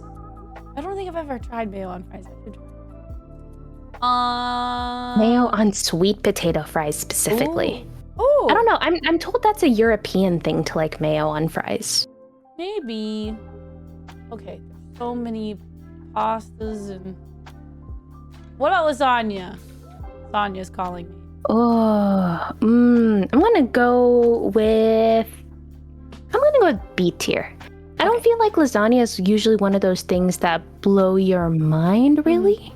But it's very good. I struggle to find people who don't say that they don't like lasagna, but would you ever really find lasagna in someone's maybe top 10 things to eat? I don't know. Unlikely. My mother-in-law makes a really good lasagna, but I wouldn't order lasagna out because it's one of those things I think is better home cooked. Yeah. Oh, that's fair. Yeah. Sushi. Sushi. Oh wait, is that sushi or is that kimbap? No. That looks like kimbap. Wait. Oh man, I feel so uncultured. Wait, then why is there not sushi? That is a good question. Maybe? Is there sushi? I don't see it. Oh, I know. I see sushi. It is bottom left, second up. Oh, there it is. Yeah, sushi. Okay, now S tier. S tier. S tier. S tier. S tier. Yeah. Oh my gosh, I could eat sushi for so many meals if it wouldn't be like bad for me and maybe not get mercury poisoning. Maybe I would eat so much sushi. I don't trust myself to make sushi because I don't trust the fish from the store. I don't like if I knew that I could get consistently good fish, I would make myself sushi like all the time. I was hanging on really good, and now my mouth's watering that we got to sushi. Oh no, sorry. You're good. Yeah, I did not eat fish for a very long time until like a couple of years ago. I had sushi and I was like, wait, I really like sushi. And now we actually went to a sushi restaurant for my birthday this year, and I'm like, I'm a sushi person now. Been converted. Oh my gosh, that's awesome. But I don't like seek out fish. But sushi, it's the textures and the combination of things. It's so Okay, good. so do you like the rolls or do you like the nigiri, so the fish on top of rice? Yeah, rolls. I'm working my way to more That's fair. fishy sushi. Yeah, that's fair. Even though you are much closer to water than I am. Yeah. One of the things I would say is if you like try sushi, like the nigiri stuff or more of the raw stuff, and you don't like it, definitely never beat yourself up for it. So going back to my Japan trip, I have a friend who is probably, gosh, there's no way of saying this without sounding super racist, but he's like super, super white. Like super duper copy paper white. Copy and paste whatever stereotype you have in your mind. Probably decently accurate. And to his credit, then again, I like to say that I've done a lot of work of breaking him down throughout the years. He has, given a solid try to a lot of food that I've made, including fish. And he said, nope, not a fish person, even when prepped decently well. And I think I make fish pretty well.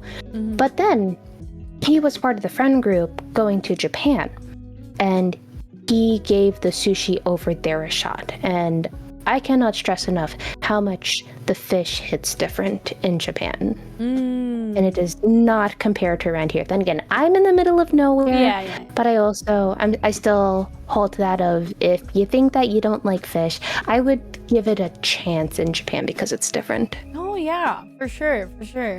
And the next thing I need to try is I need to go like to the coast and have like grouper is really big here, and everyone does like a fried grouper sandwich. So that's basically like fried chicken. Also, have you ever had gator? Oh gosh, did I go? No, I think the one piece of gator jerky that I've had once. Turkey. It can't count. It can't count as gator jerky because the package, after finding it later, because I went to some kind of fair, and this fair had like gator jerky as their draw to their booth. But then I think I found what brand of gator jerky they were using later, and it's like 10% gator, 90% pork, and I'm like, this isn't gator jerky. So it's one of those like technically yes, actually no. Yeah. We have like gator nuggets. It's kind of like chicken nuggets, but a little chewier. It's fine. It's fine. I don't know anyone who's like, gator's my favorite food. It's like more of those like things that you say, oh, I've had this before, you know? Yeah. Okay. Is there anything jumping out at you? You pick one. Okay. Do I want to dunk on something or do I want to praise something? Yeah. There's actually not too many foods that I don't like, so... Yeah, these are mostly good foods. Let's see here. Nothing weird. Let's see here. I think I see soup. I see soup dumplings, bottom right, third one. Oh, this one. Oh, dim sum. That was dim sum. Yeah. Yes, specifically soup dumplings. That's an S tier thing. Ooh. Oh yeah, I can eat so many soup dumplings. Oh, I've never had Do not bring proper me to a soup dim sum. dumplings. I've never had. I want proper soup dumplings. I've had like frozen ones or something. Yeah, I need to go to dim sum. Oh yes.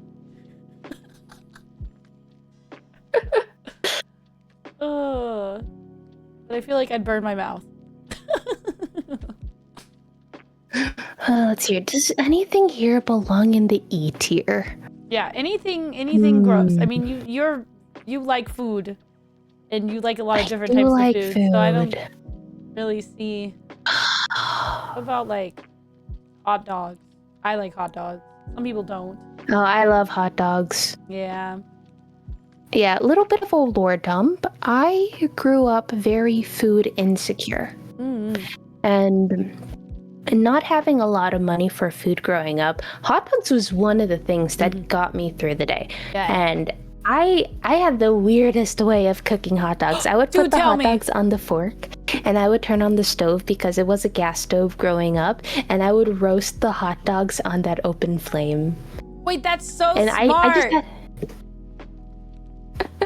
I was like, what, 7, 8 maybe when I was doing this, and I had to hide that fork because I absolutely destroyed that fork with the open flame. Oh no!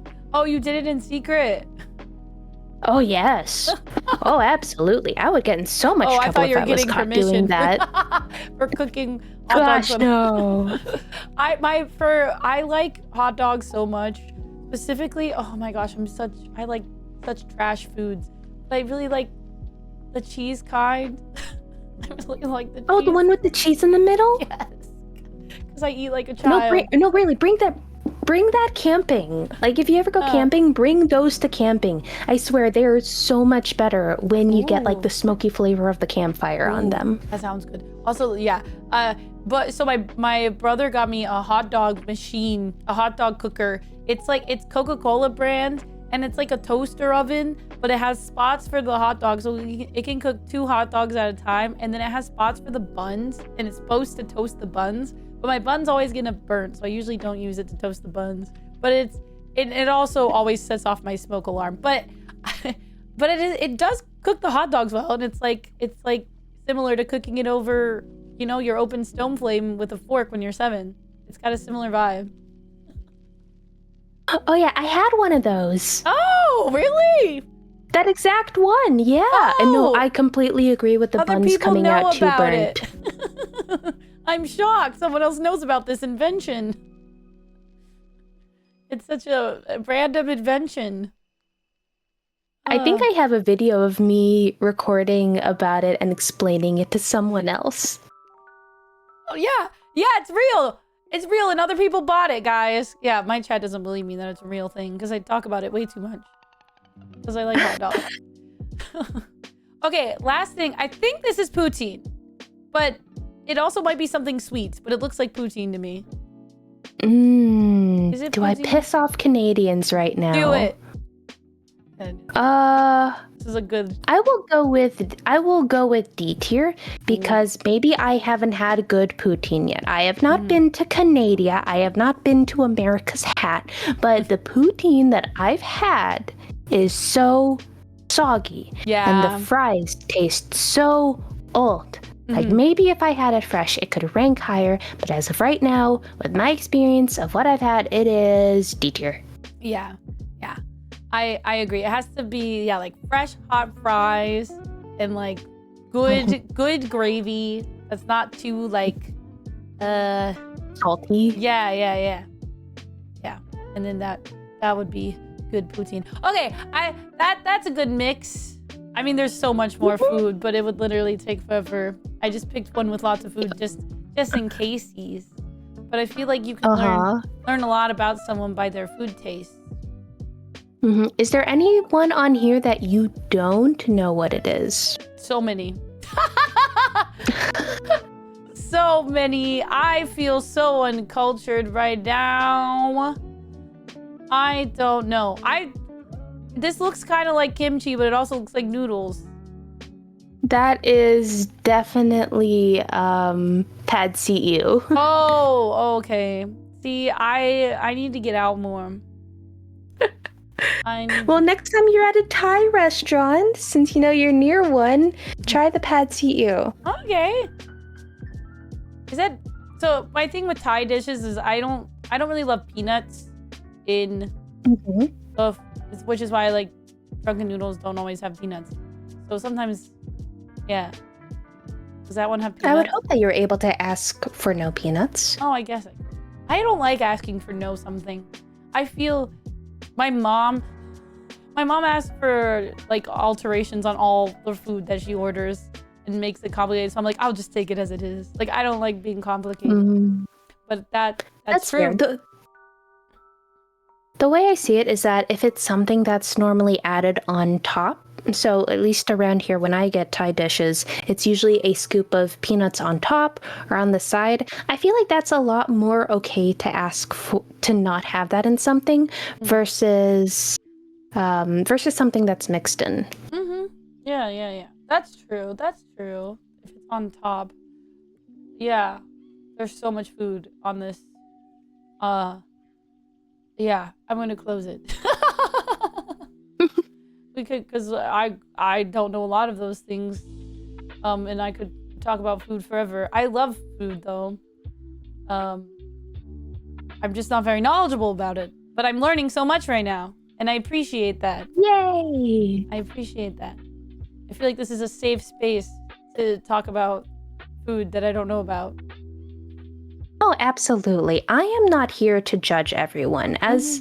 Like I said, growing up food insecure, I had no cooking skills. Like I said, hot dog over a gas stove with a metal fork. Definitely not a good thing. And had lots and lots of cup noodles. And a lot of things that I do is a self-taught journey.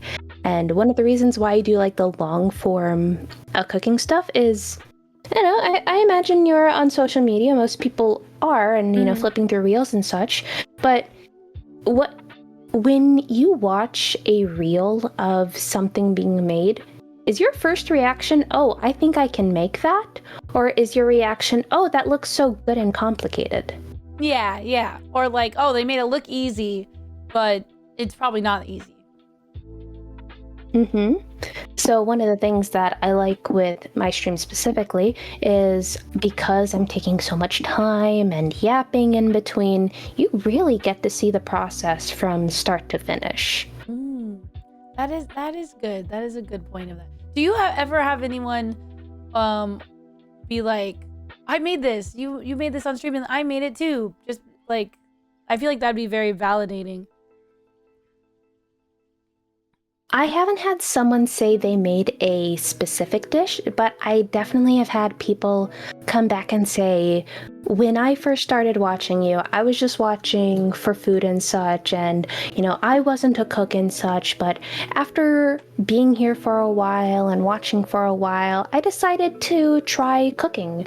And then they say like, oh, they made something, and it's only happened a handful of times, and I couldn't say who exactly did it, but I can say that every single time that someone has said that, that has been the most touching part of my stream, and quite frankly is the reason I keep going. Oh, I love that. That's awesome. I feel inspired. I feel like maybe I could cook something. I'm gonna go cook something right now. No, not really. But maybe. Maybe I'll try. My thing is I always feel like, oh, I don't have time and I don't have the energy, blah blah blah. But it's all just excuses. Someday I'll get to cooking. So when did you like really get into cooking and why? Like if you want to answer, you don't have to. Like when you moved out on your own, when I finally moved out of my own place, or when I finally moved out and I went to college, then, you know, I had a kitchen of my own and I didn't have like people watching me like all the time and such. And I actually by that point, I had access to a few resources to buy some basic groceries for myself. And I started out with very simple things. I think I started out making a lot of, once again, a rice cooker. Rice cooker definitely saved my life, but I would have rice, I would do sautéed vegetables of sorts, usually bok choy, sometimes spinach, but just something that I could put in a skillet and move around a little bit until I know it's cooked enough to eat.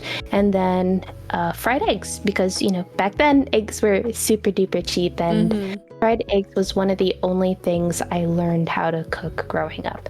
So I lived on that a lot, and a lot on pasta. I love pasta. Ziti and spaghetti and sauce. So I stayed on that for a while. And then after college, when I moved out, I lived in a house with quite a few people who cooked a lot of their own things, and that's where I grew an even more appreciation for Asian food. So I would learn how to make fried rice, some more like Asian stews and soups.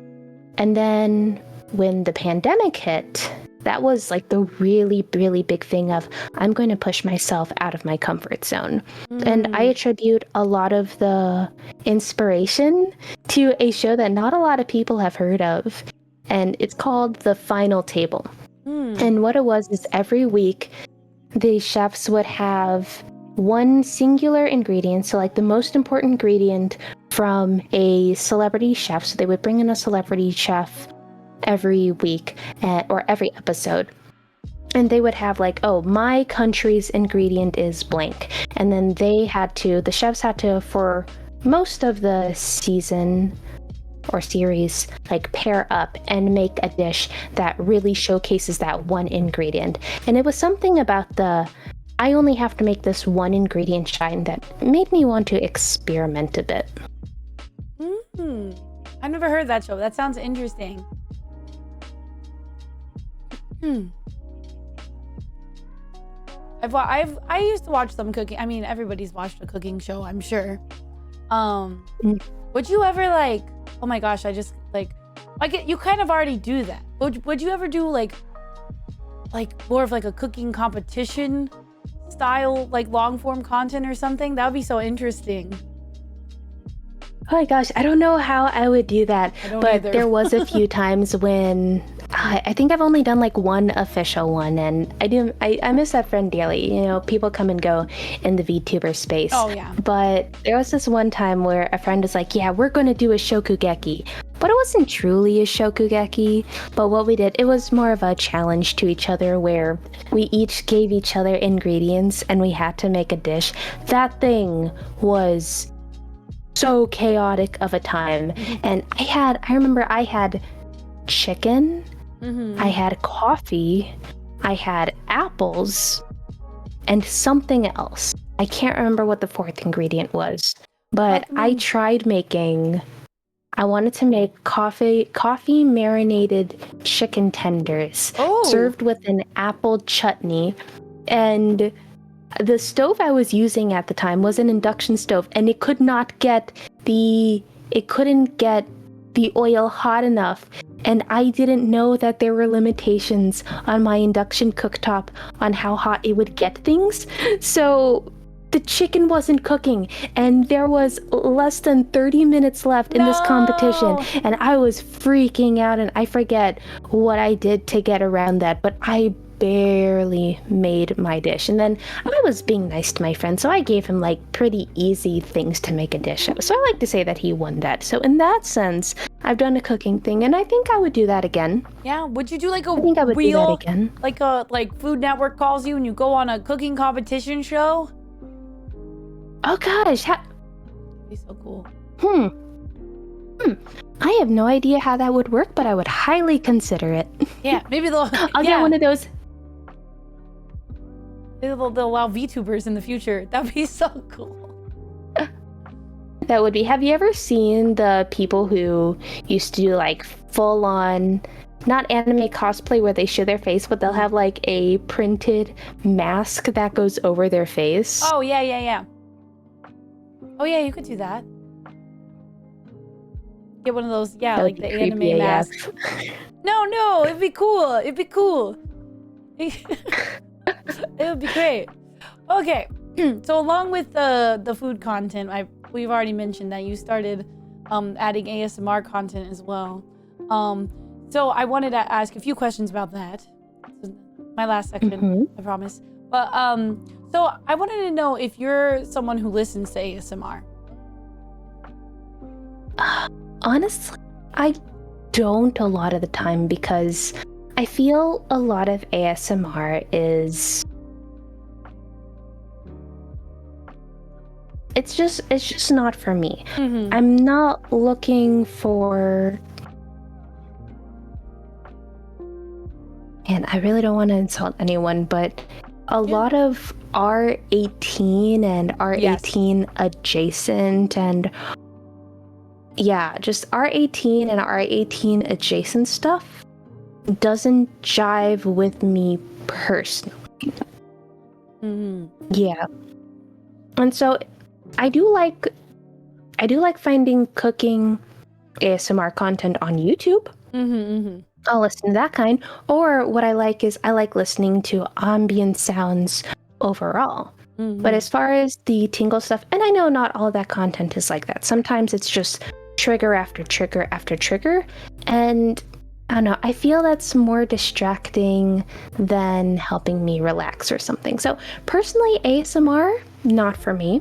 Mm-hmm. I'll still lurk on, some really wonderful people I've met in the ASMR space. I'll lurk on their channels, show them my support. But do I personally listen to it? No. Yeah, that makes sense. But I agree with, I don't, like I said, I don't really listen to ASMR, and there's a lot of like girlfriend experience type content and stuff out there. But there's also, there's a lot of cooking and like ambiance type stuff too. It's really a broader category than people think, I think. I really want to know about the microphones. Tell me about the microphones and the equipment. I love learning about setups and stuff. Hello, I am Yeah, Kermit. so the microphones. I tend, because of my profession, I think I use Jorgen! microphones that aren't traditionally used in the VTuber space. Oh yeah. So, for example, my main microphone that I've started out with is, oh gosh, let me type this out really quick. Mm-hmm. Okay, yes, so my main voice microphone is an Audio-Technica AT8015, and it is a long, and I mean as long as probably your hand to your elbow shotgun microphone. Mm-hmm. So that is my main voice mic, and in a perfect world, I would have that microphone for all of my microphones for very consistent audio quality. Yeah. But it's what it is. So that's the main voice microphone. And then the ASMR microphones, or I guess the cooking microphones per se, are Samson. Oh gosh, Samson. Thank you, Automatic, for gifting us up to They're doll. matched microphones. Oh no, never mind. They're Behringer C2 matched microphones, and all things considered, they are pretty cheap. I think I got them for inflation Thank you, and Automatic, stocking for now, gifting us but I up got to those Doll for Daily. $50 on Amazon. Oh, that's not And too then bad. when you, and then those all feed into a Behringer 404 HD audio interface. Mm-hmm. And yeah, because I needed something with 4 inputs, but if you look at a lot of, I guess, streamer stuff, it has 1 or 2 inputs, or you get into something like the Rode Podcaster with the 4 inputs, and that's like $600-$700. Whereas the Behringer 404, I think it's maybe 200, maybe. Yeah. Yeah, that's the bulk of the audio equipment. That reminds me of like miking a drum kit or something like that. Yeah. I think you're supposed to use matched microphones when recording a band, period. Oh yeah, for sure. That sounds awesome. Do you find it difficult to keep track of like all your audio stuff? At some point, I just said, you know, this is agree. probably good enough. People would complain if it was bad. Because I Yeah. figured that I can't stress over it too much. And I do the thing where I look back on my streams and do I think, oh, was this entertaining enough? Did this sound good enough? And I usually do that once every few weeks where I'll listen to my stream as best as I can from like beginning to end and yeah, I'm evaluating it there, but I think I've gotten to the point where without actually being good at audio production, which I do think of all of my production skills, audio is my weakest. I think this is as good as I'm going to get without outside help. Well, I think it sounds good, and I am a little bit music minded, so maybe that's I don't know if that's reassuring, but yeah, I think it sounds good, and I think that's probably like one of the more important things is like just having a mic for everything and yeah, and all that good stuff. But so since you're miking like food, you don't necessarily need like fancy schmancy what's it called, the binaural microphone and all that. No, and I also, with how expensive it is, like I said, my matched pair microphones were $50, and the binaural microphones were what, $300? Maybe a little more with just everything and how expensive everything is now. Yeah, I figured I don't want to get that dirty. If anything happens to my current pair of microphones, it's not going to break the bank to get a new one. And at the end of the day, how much is, and again, I'm not an audio person, so I wouldn't be able to tell the difference.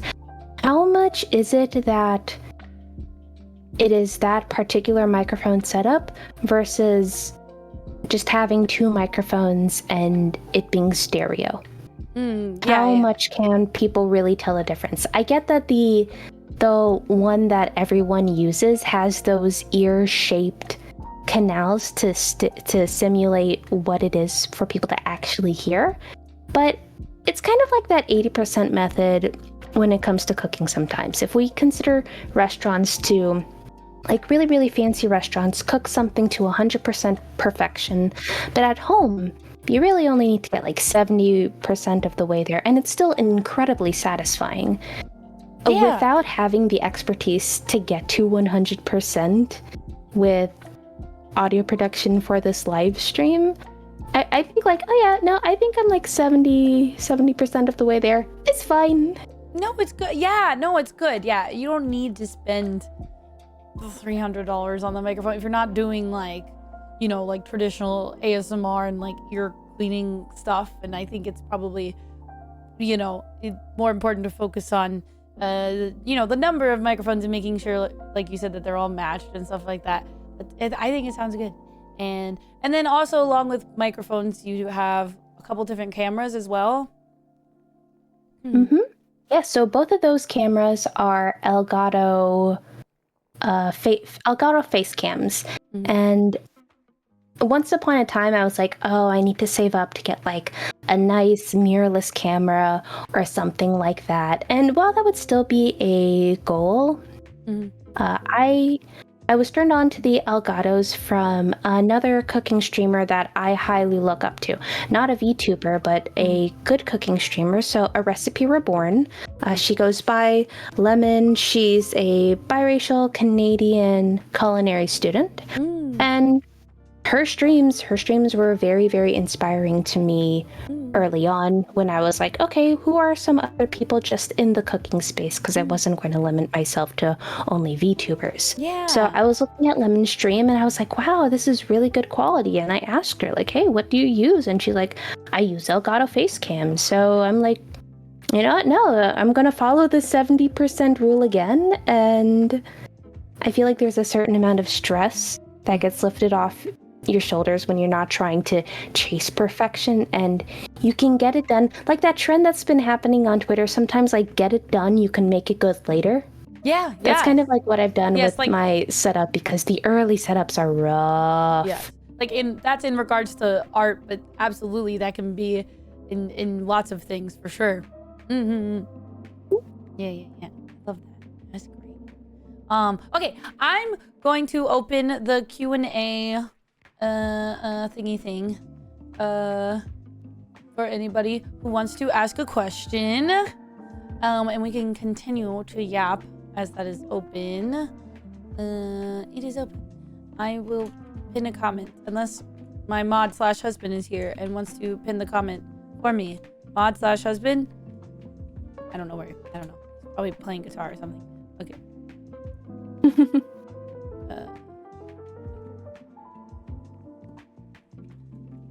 Well, this is where I turn the Q&A onto you. Ian. Rah, rah, rah. No, not again. Oh, does this happen often? Just once. Oh. I mean, you can if you Well, now want. you can have 2 nickels. Love that. I mean, you can. I love that meme. Oh, I forgot to plug the phone in. Hold on, let me plug that in really quick. Happens to the best of us. There, it is pinned. Thank you. Oh, did I write it and not pin it? Thanks, Eggy. Wow. What would I do without you? Oh no, that's the wrong cable. Oh gosh, where's the lightning cable? Technical difficulties. I'll be right back. I'll just get in front of her. You guys can't see her. She's fine. She's fine. You know, she just went to the restroom. She just went to a restroom break. You know, she's fine. Definitely not broken behind my big old head. Everything is good. But you know what? It gets you guys time to ask your questions. So please do if you have them. If not, I'm going to continue with, you know, other questions. Oh, she's fine. See? Okay, moving. Cool, I was cool, covering your dignity there. Yeah, thank you for keeping me decent. It happens to the best of us. My phone used to die all the time, and now I have a cable like embedded in my setup, so I can just have it plugged in all the time. Oh, when we were setting up, I remember looking at this cable. I'm like, oh yeah, no, I have a cable here. And then I remembered that the tracking phone is old and does not accept USB-C. Oh yeah, that happens. Okay, so we have a question. Kame Haley wants to know, out of everything you've cooked on your channel, what was your favorite?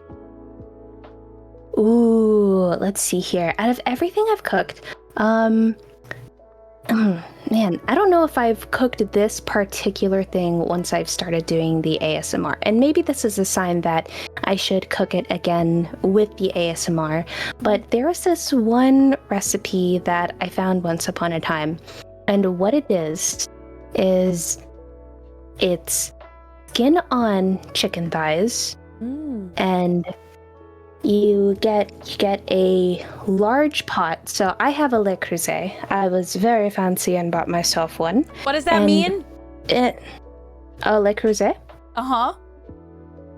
It is a name brand Dutch oven. Oh, okay. So if you ever see the very fancy, bright, colorful cookware in someone's kitchen that's made of cast iron, that's probably either a Le Creuset or a Staub or a Lodge. Those are like the 3 biggest brands. There's a lot of off-brands nowadays, but after trying some of them myself, it's definitely not as high quality.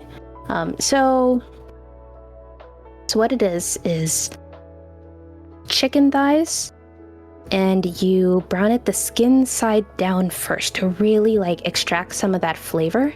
And then once the chicken thighs are browned, you throw in broccoli.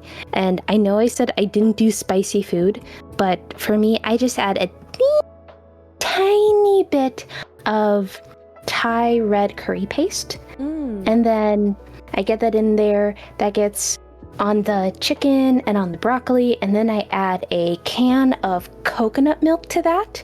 And then I add rice noodles to that. And it's been so long since I've made it, but I do remember every time I've made that particular dish, it's been really fun and turned out really good.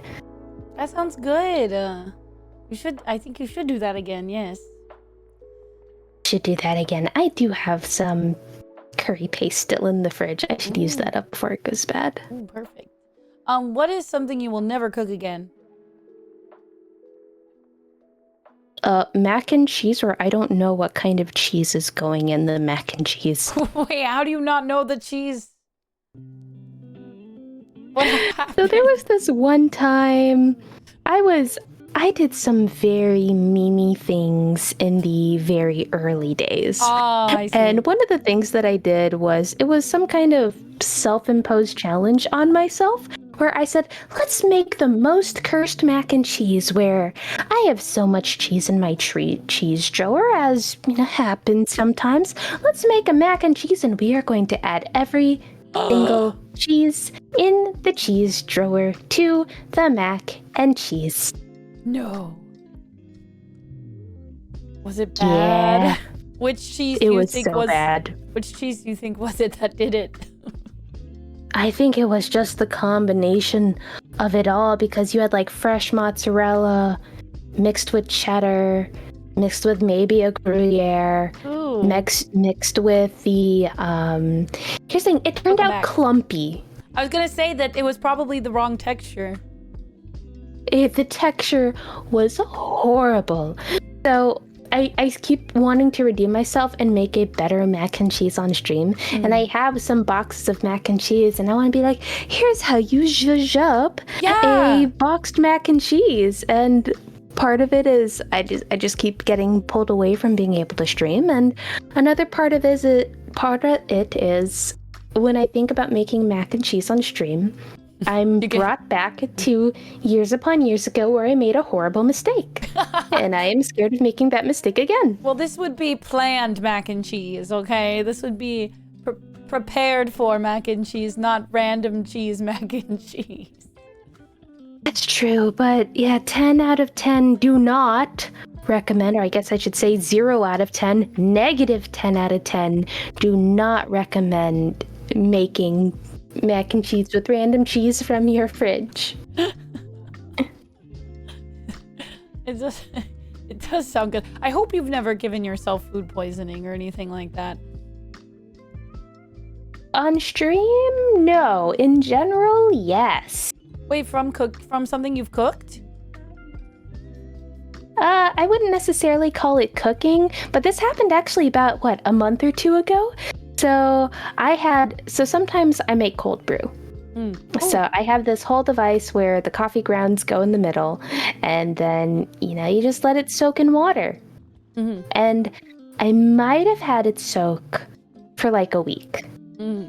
Uh-huh. And I was like, well, maybe it won't be that bad. So then I go to make myself a nice cold brew coffee with some milk, which was also questionable because it was also nearing the weak point. And I drank that, and by the time so that was on a Saturday. And by the time Sunday came around, I had... Oh wait, or did I do that the morning of the stream? It was either the day before or the day of. I drank that, and my stomach was reeling. I was in so much pain throughout that stream, but perseverance! Oh, wait. What? Was that recent? I think I might have been there for that. Yeah.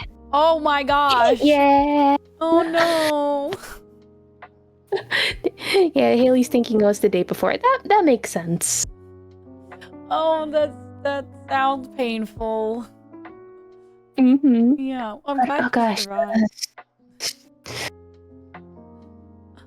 No, I think the closest I've ever gotten for food poisoning myself on stream, though, is there were a few times when I had a meat that maybe I meant to use earlier in the week and didn't get to it, and I thought maybe I would use it on stream, but then by the time I open it, it's bad. Oh. So I was like, gosh darn it. But if there's a non-zero chance that there are times when I've flirted a little too close with food poisoning. Mm-hmm. That reminds me of something. Iggy, plug your ears. God, if you're sensitive, leave. Plug your ears. Mute the stream for like a minute. What was this one time? This is really bad. I shouldn't tell this story. Okay, it's too late. I'm already in it. Okay, my parents bought meat. They bought some steak, and my dad went to put it on the grill. And there were things moving in the meat. That's all I'm gonna say. Yup. It was bad. It was real bad. It was real bad. Never again. Thankfully, nobody ate that. Oh my gosh. Yeah. Was it salmon? Okay. I couldn't remember if it was... I thought it was beef. Okay, it was salmon. Extra protein? No. Absolutely not. No! Oh. No, no, no, no, no, no, no, no! I'm sorry if that's too much. TMI. No, it's fine. I have a gross story too. We can traumatize Uh-oh. chat. Uh-oh. No, we're not. It's your chat. I'm not gonna do No, that. it's okay. They're traumatized enough. Okay, perfect. So, a few weeks. Oh gosh, no. I was traveling because I travel sometimes to help my friend out with this company. Mhm. And one of the times when I'm traveling, sometimes I'm like, okay, I should pick up some food to make in the hotel room or such so I don't have to eat out all the time. So one of the times I thought, okay, I'm going to buy a package of pre-sliced Spam because I do like Spam. Oh, I like Again, Spam. I also have trash. Yeah, I see. I too have trash taste. It's okay. Anywho, so you know that Spam comes in those single slice packages? Yes. Okay, so I pick one of those up, and I'm starting to walk away, and I'm like, why does something smell bad? Do I smell bad for some reason? And I look at the Spam package, and it is cut a little bit on the bottom. Uh-huh. And let's just say that there was extra protein coming out of that package. No! Not the Spam! Mm-hmm. No. Yes, I almost threw up right there because the smell was getting worse because I had held it up closer to my face to see like what's going on, and then I saw it. Ew. I was like, I guess everybody okay, good. probably has a gross meat story. Mm-hmm. No, it's not good, Gruicky. Free protein. No. No. We don't need that kind of free protein. Okay. Yeah. It's time for a lightning round. Oh, yeah. okay. Again, check in, hear that, but I don't know if you heard my air horn sounds. Anyway. I heard a little bit. I know, it gets cut off by Discord. Anyway. Okay, ready? It's just like a simple this or that question. Okay. Okay. Okay. Pink or blue? Pink. Salty or sweet? Salty. Theme park or aquarium? Theme park. Anime or horror movie? Anime. Cats or dogs? Cats. Red meat, white meat, or seafood? Seafood. Oh, quick answer. Console or PC? PC. Halloween or Christmas? Christmas. Coffee or tea? Tea. No. Pancakes or waffles? Oh, Ooh. pancakes. Ooh. Would you rather have the superpower to teleport or to fly? Teleport. Would you rather live in the city or the country? City. Would you rather vacation in the mountains or the beach? Beach. Would you rather speak any language or speak to animals? Speak any language. Ooh, good answer. I figured you would say cats because wait, is it cat? Wait, it's cats, right? It's a cat. No, I thought it was dogs. Wait, is it cats? What was? The shelter that you. I thought it was dogs. Is it cats? No, or dogs? it's a cat shelter. It's cats. Okay. I was right. My brain remembered correct. Cats. And you have cats. Yeah, well, I have a singular cat. I have a baby. She actually was not a menace today, surprisingly. Yay! Good job, cat.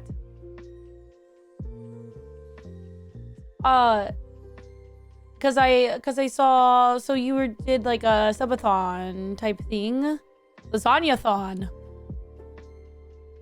I love that. So I still need to host like part 2 and part 3 of that because, gosh, the stories of the cats right now at just at the shelter it breaks my heart. And yeah, that's all I have to say for that. But I want to do like 2 more parts, one more where, just give people another chance to like add salt to my lasagna or something, and then actually make the lasagna with however tall it's going to be. Let's make Yes, the I love tallest cats. I even lasagna. spent what was it, last Saturday? Yeah, last Saturday I spent it building winter shelters for cats. Oh, I love that. Oh, man, now I want a cat, and I'm so allergic.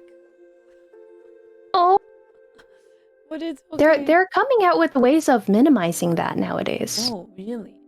I was told Mm-hmm. there was a cat. I was in a stranger's home for work, and they were like, "Oh, my cat is hypoallergenic." And I got home and I was like, I don't think so. Yeah, I don't think that it's accurate to say like cats who are bred are like hypoallergenic, and I think it's the same with dogs. I think it does get better, but some of the things that I've heard that's out there is, and I think this would help a hypoallergenic cat get even better for people with cat allergies, but there is a food nowadays that you feed the cat, and then that makes them like less likely to trigger allergies in people. Because from what I understand, and I'd have to fact check this, so don't quote me on this, is it's not the dander, but it's the fact that they lick themselves, and it's like that combination, and then that like the saliva gets transferred by the fur into people, and then that causes a reaction. Oh, yeah, I've heard that before too. That it's like the saliva and not the cat. So maybe someday. And I've floated the idea. I've told my husband the idea because he's allergic too of a hairless cat, and he said absolutely not.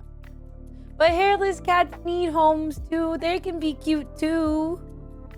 They can be. Sometimes the animal just needs love. I actually do know someone who was horribly allergic to cats. So he came over one day and was holding a baby, and she loves people, so she was just in his arms, but you could like slowly see his face turn red, his eyes turn red, the snot start dripping, and all of that jazz. But then, by some miracle, so I do think that it depends on per cat. So he got a girlfriend, and he goes over to her place, and she has a cat as well. And he was just going to deal with it or take allergy medication for it. By some miracle, he is not allergic to this particular cat. Whoa! And there's nothing special about this one cat. She doesn't feed the cat anything different. It wasn't bred to be hypoallergenic, but this particular cat does not trigger his allergies. Wait, that's crazy. What? Yeah. Why? I want to know why. That's so interesting. Huh. Because I know, like, sometimes, because I'm allergic to dogs too, sometimes, like, different types of dog hair is worse. Like, longer hair is worse, or shorter. Actually, honestly, shorter hair is sometimes worse. Because I feel like, because it gets, like, absolutely everywhere. And everything. I don't know. I looked it up. To manage human allergies to cats, you can feed your cat a live clear cat food. Apparently. There is cat food out there. You can feed your cat, and it will make you less allergic to cats. So there's hope. Yes. Maybe someday I can have more than just pet fish. So many fish. But if we got a cat with all the fish, it would have to be a cat that doesn't want to eat the fish. Yeah. But do you have like something like a cafe near you? Wait, a cat, like a cat cafe? No. There was a sign for one nearby, but it didn't look open. That'd be cool. Okay, because I was going to say, because if you could visit cats periodically, I don't know if that would help. You know, you don't have to commit to a cat. Or maybe you find a cat who jives with you and doesn't trigger the allergies. Yeah, maybe it's just a personality thing.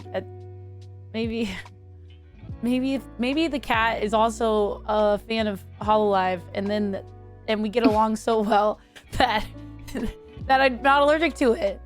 That's my plan. Oh my gosh, that would be so cute. Oh, and TC, I've heard the egg whites in cat food helps with allergies. So that is half of the story. To my knowledge, once again, of the article behind that, is that they have found that cats who are around chickens, and then the egg whites from those Right, one will chickens are choose you, added to the yeah. cat food, makes the cat less allergic or less allergenic. It's because the chickens being around cats develop specific antibodies that then gets into the egg white, and then that's why you add that to the cat food. I think that's the same concept potentially that they're using to manufacture the Live Clear, but that second part I very much could be wrong. Oh, that's interesting. Yeah. I don't know. So what I'm hearing is there's hope. Someday, There's too hope. could be Yes. a cat person, because I grew up a dog person, and I'm in one of those families where they're like, oh, we're dog people, we don't like cats, and I was always like, but they're kind of cute. But like when I was a child, there was like a neighbor cat that terrorized me, but you know, that was one cat. And then I grew up and I met some really cool cats who like being pets and were chill. And I was like, wait, I think I just like animals. And I don't think there needs to be this like dog people versus cat people thing. And we should all get rid of that mentality because it's stupid. Oh, absolutely. My main thing is, because when people ask like, oh, are you a cat person? I'm like, yes. I love other people's dogs. I love interacting with dogs. But what do I want to have in my life as the constant everyday and fits into my lifestyle? Cat. Yes. That's what I was thinking of too, is like I've always grown up with dogs, and my lifestyle, I couldn't have a dog. I don't have a fenced yard. Like I work too much. Like it wouldn't be good for the dog. But a cat is chill. And I'm chill. So maybe someday. Allergies be You damned. are so cool. Now you. Now you. No, stop. Aw. Okay. All right. Well, this was super, super fun. I don't want to stop talking, but it is getting kind of late, and I have asked all the questions I have to ask. Do you have anything coming up that you want to promote to the people? Any events? Lasagna-thon Part 2, Part 3.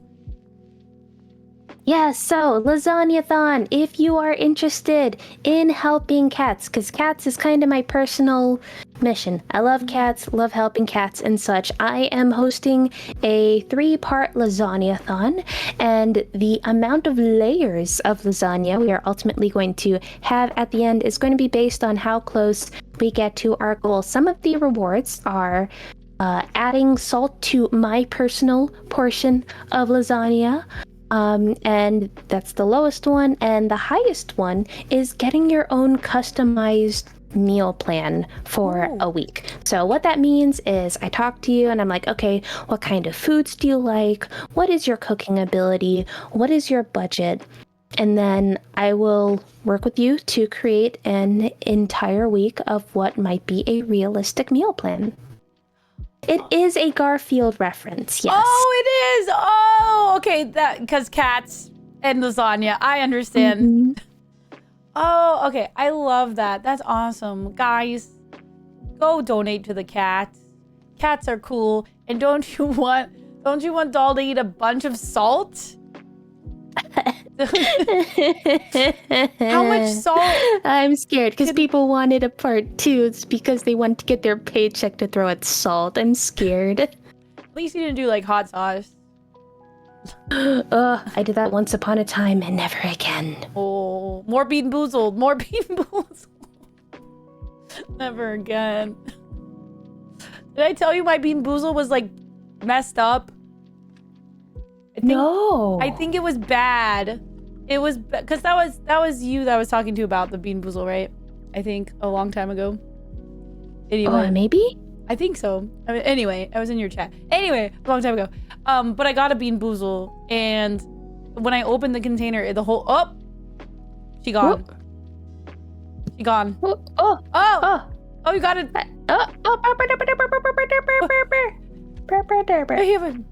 She's back. Hey, fine. And like the whole thing smelled weird, and they all tasted bad. So I think something was wrong with it. I don't know. I feel like all of Bean Boozle, you're lucky if you get a good one.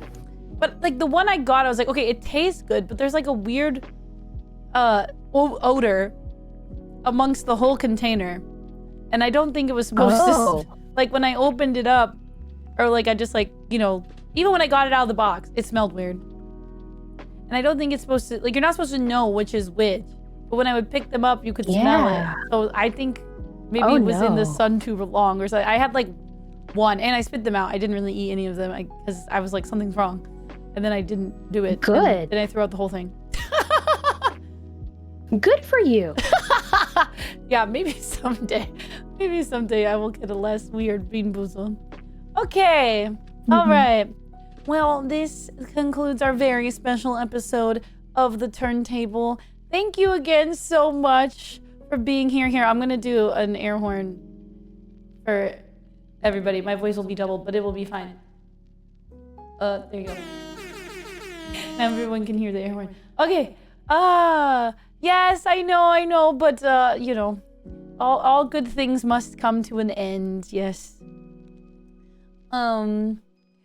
So yeah, thank you. I appreciate you being here. Yeah, no, thank you once again for inviting me on. And if you ever have any questions, like I know we talked a little bit about the setup, but if you want to like do any cooking stuff of your own, you can always reach out to me and I can help in that regard. Or if you just want to talk food or even random stuff. I know I'm so horrible at responding to Discord messages sometime, but anytime you want to reach out for anything food or non-food related, heck, even Hollow Live. Yes. Oh, Hollow Live stuff. absolutely. Yes, that please reach out. Yes, that needs to happen. Okay, guys, please go follow Doll if you haven't already. I shouted her out right there, so please give her a follow. Yeah. I'm going to raid into another streamer. But it was lovely talking to you. It was so much fun. Thank you. Thank you. Okay. Bye-bye, everybody. Bye.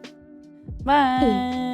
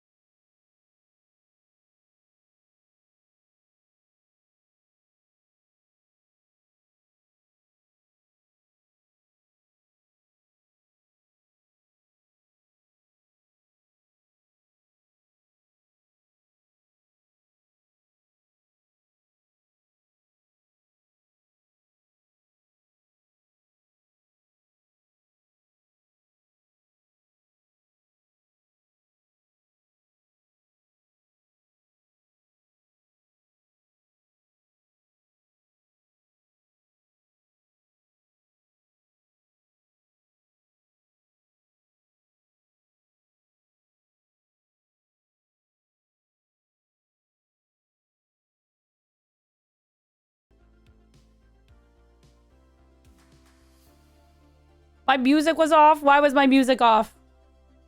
Sorry. I forgot to read my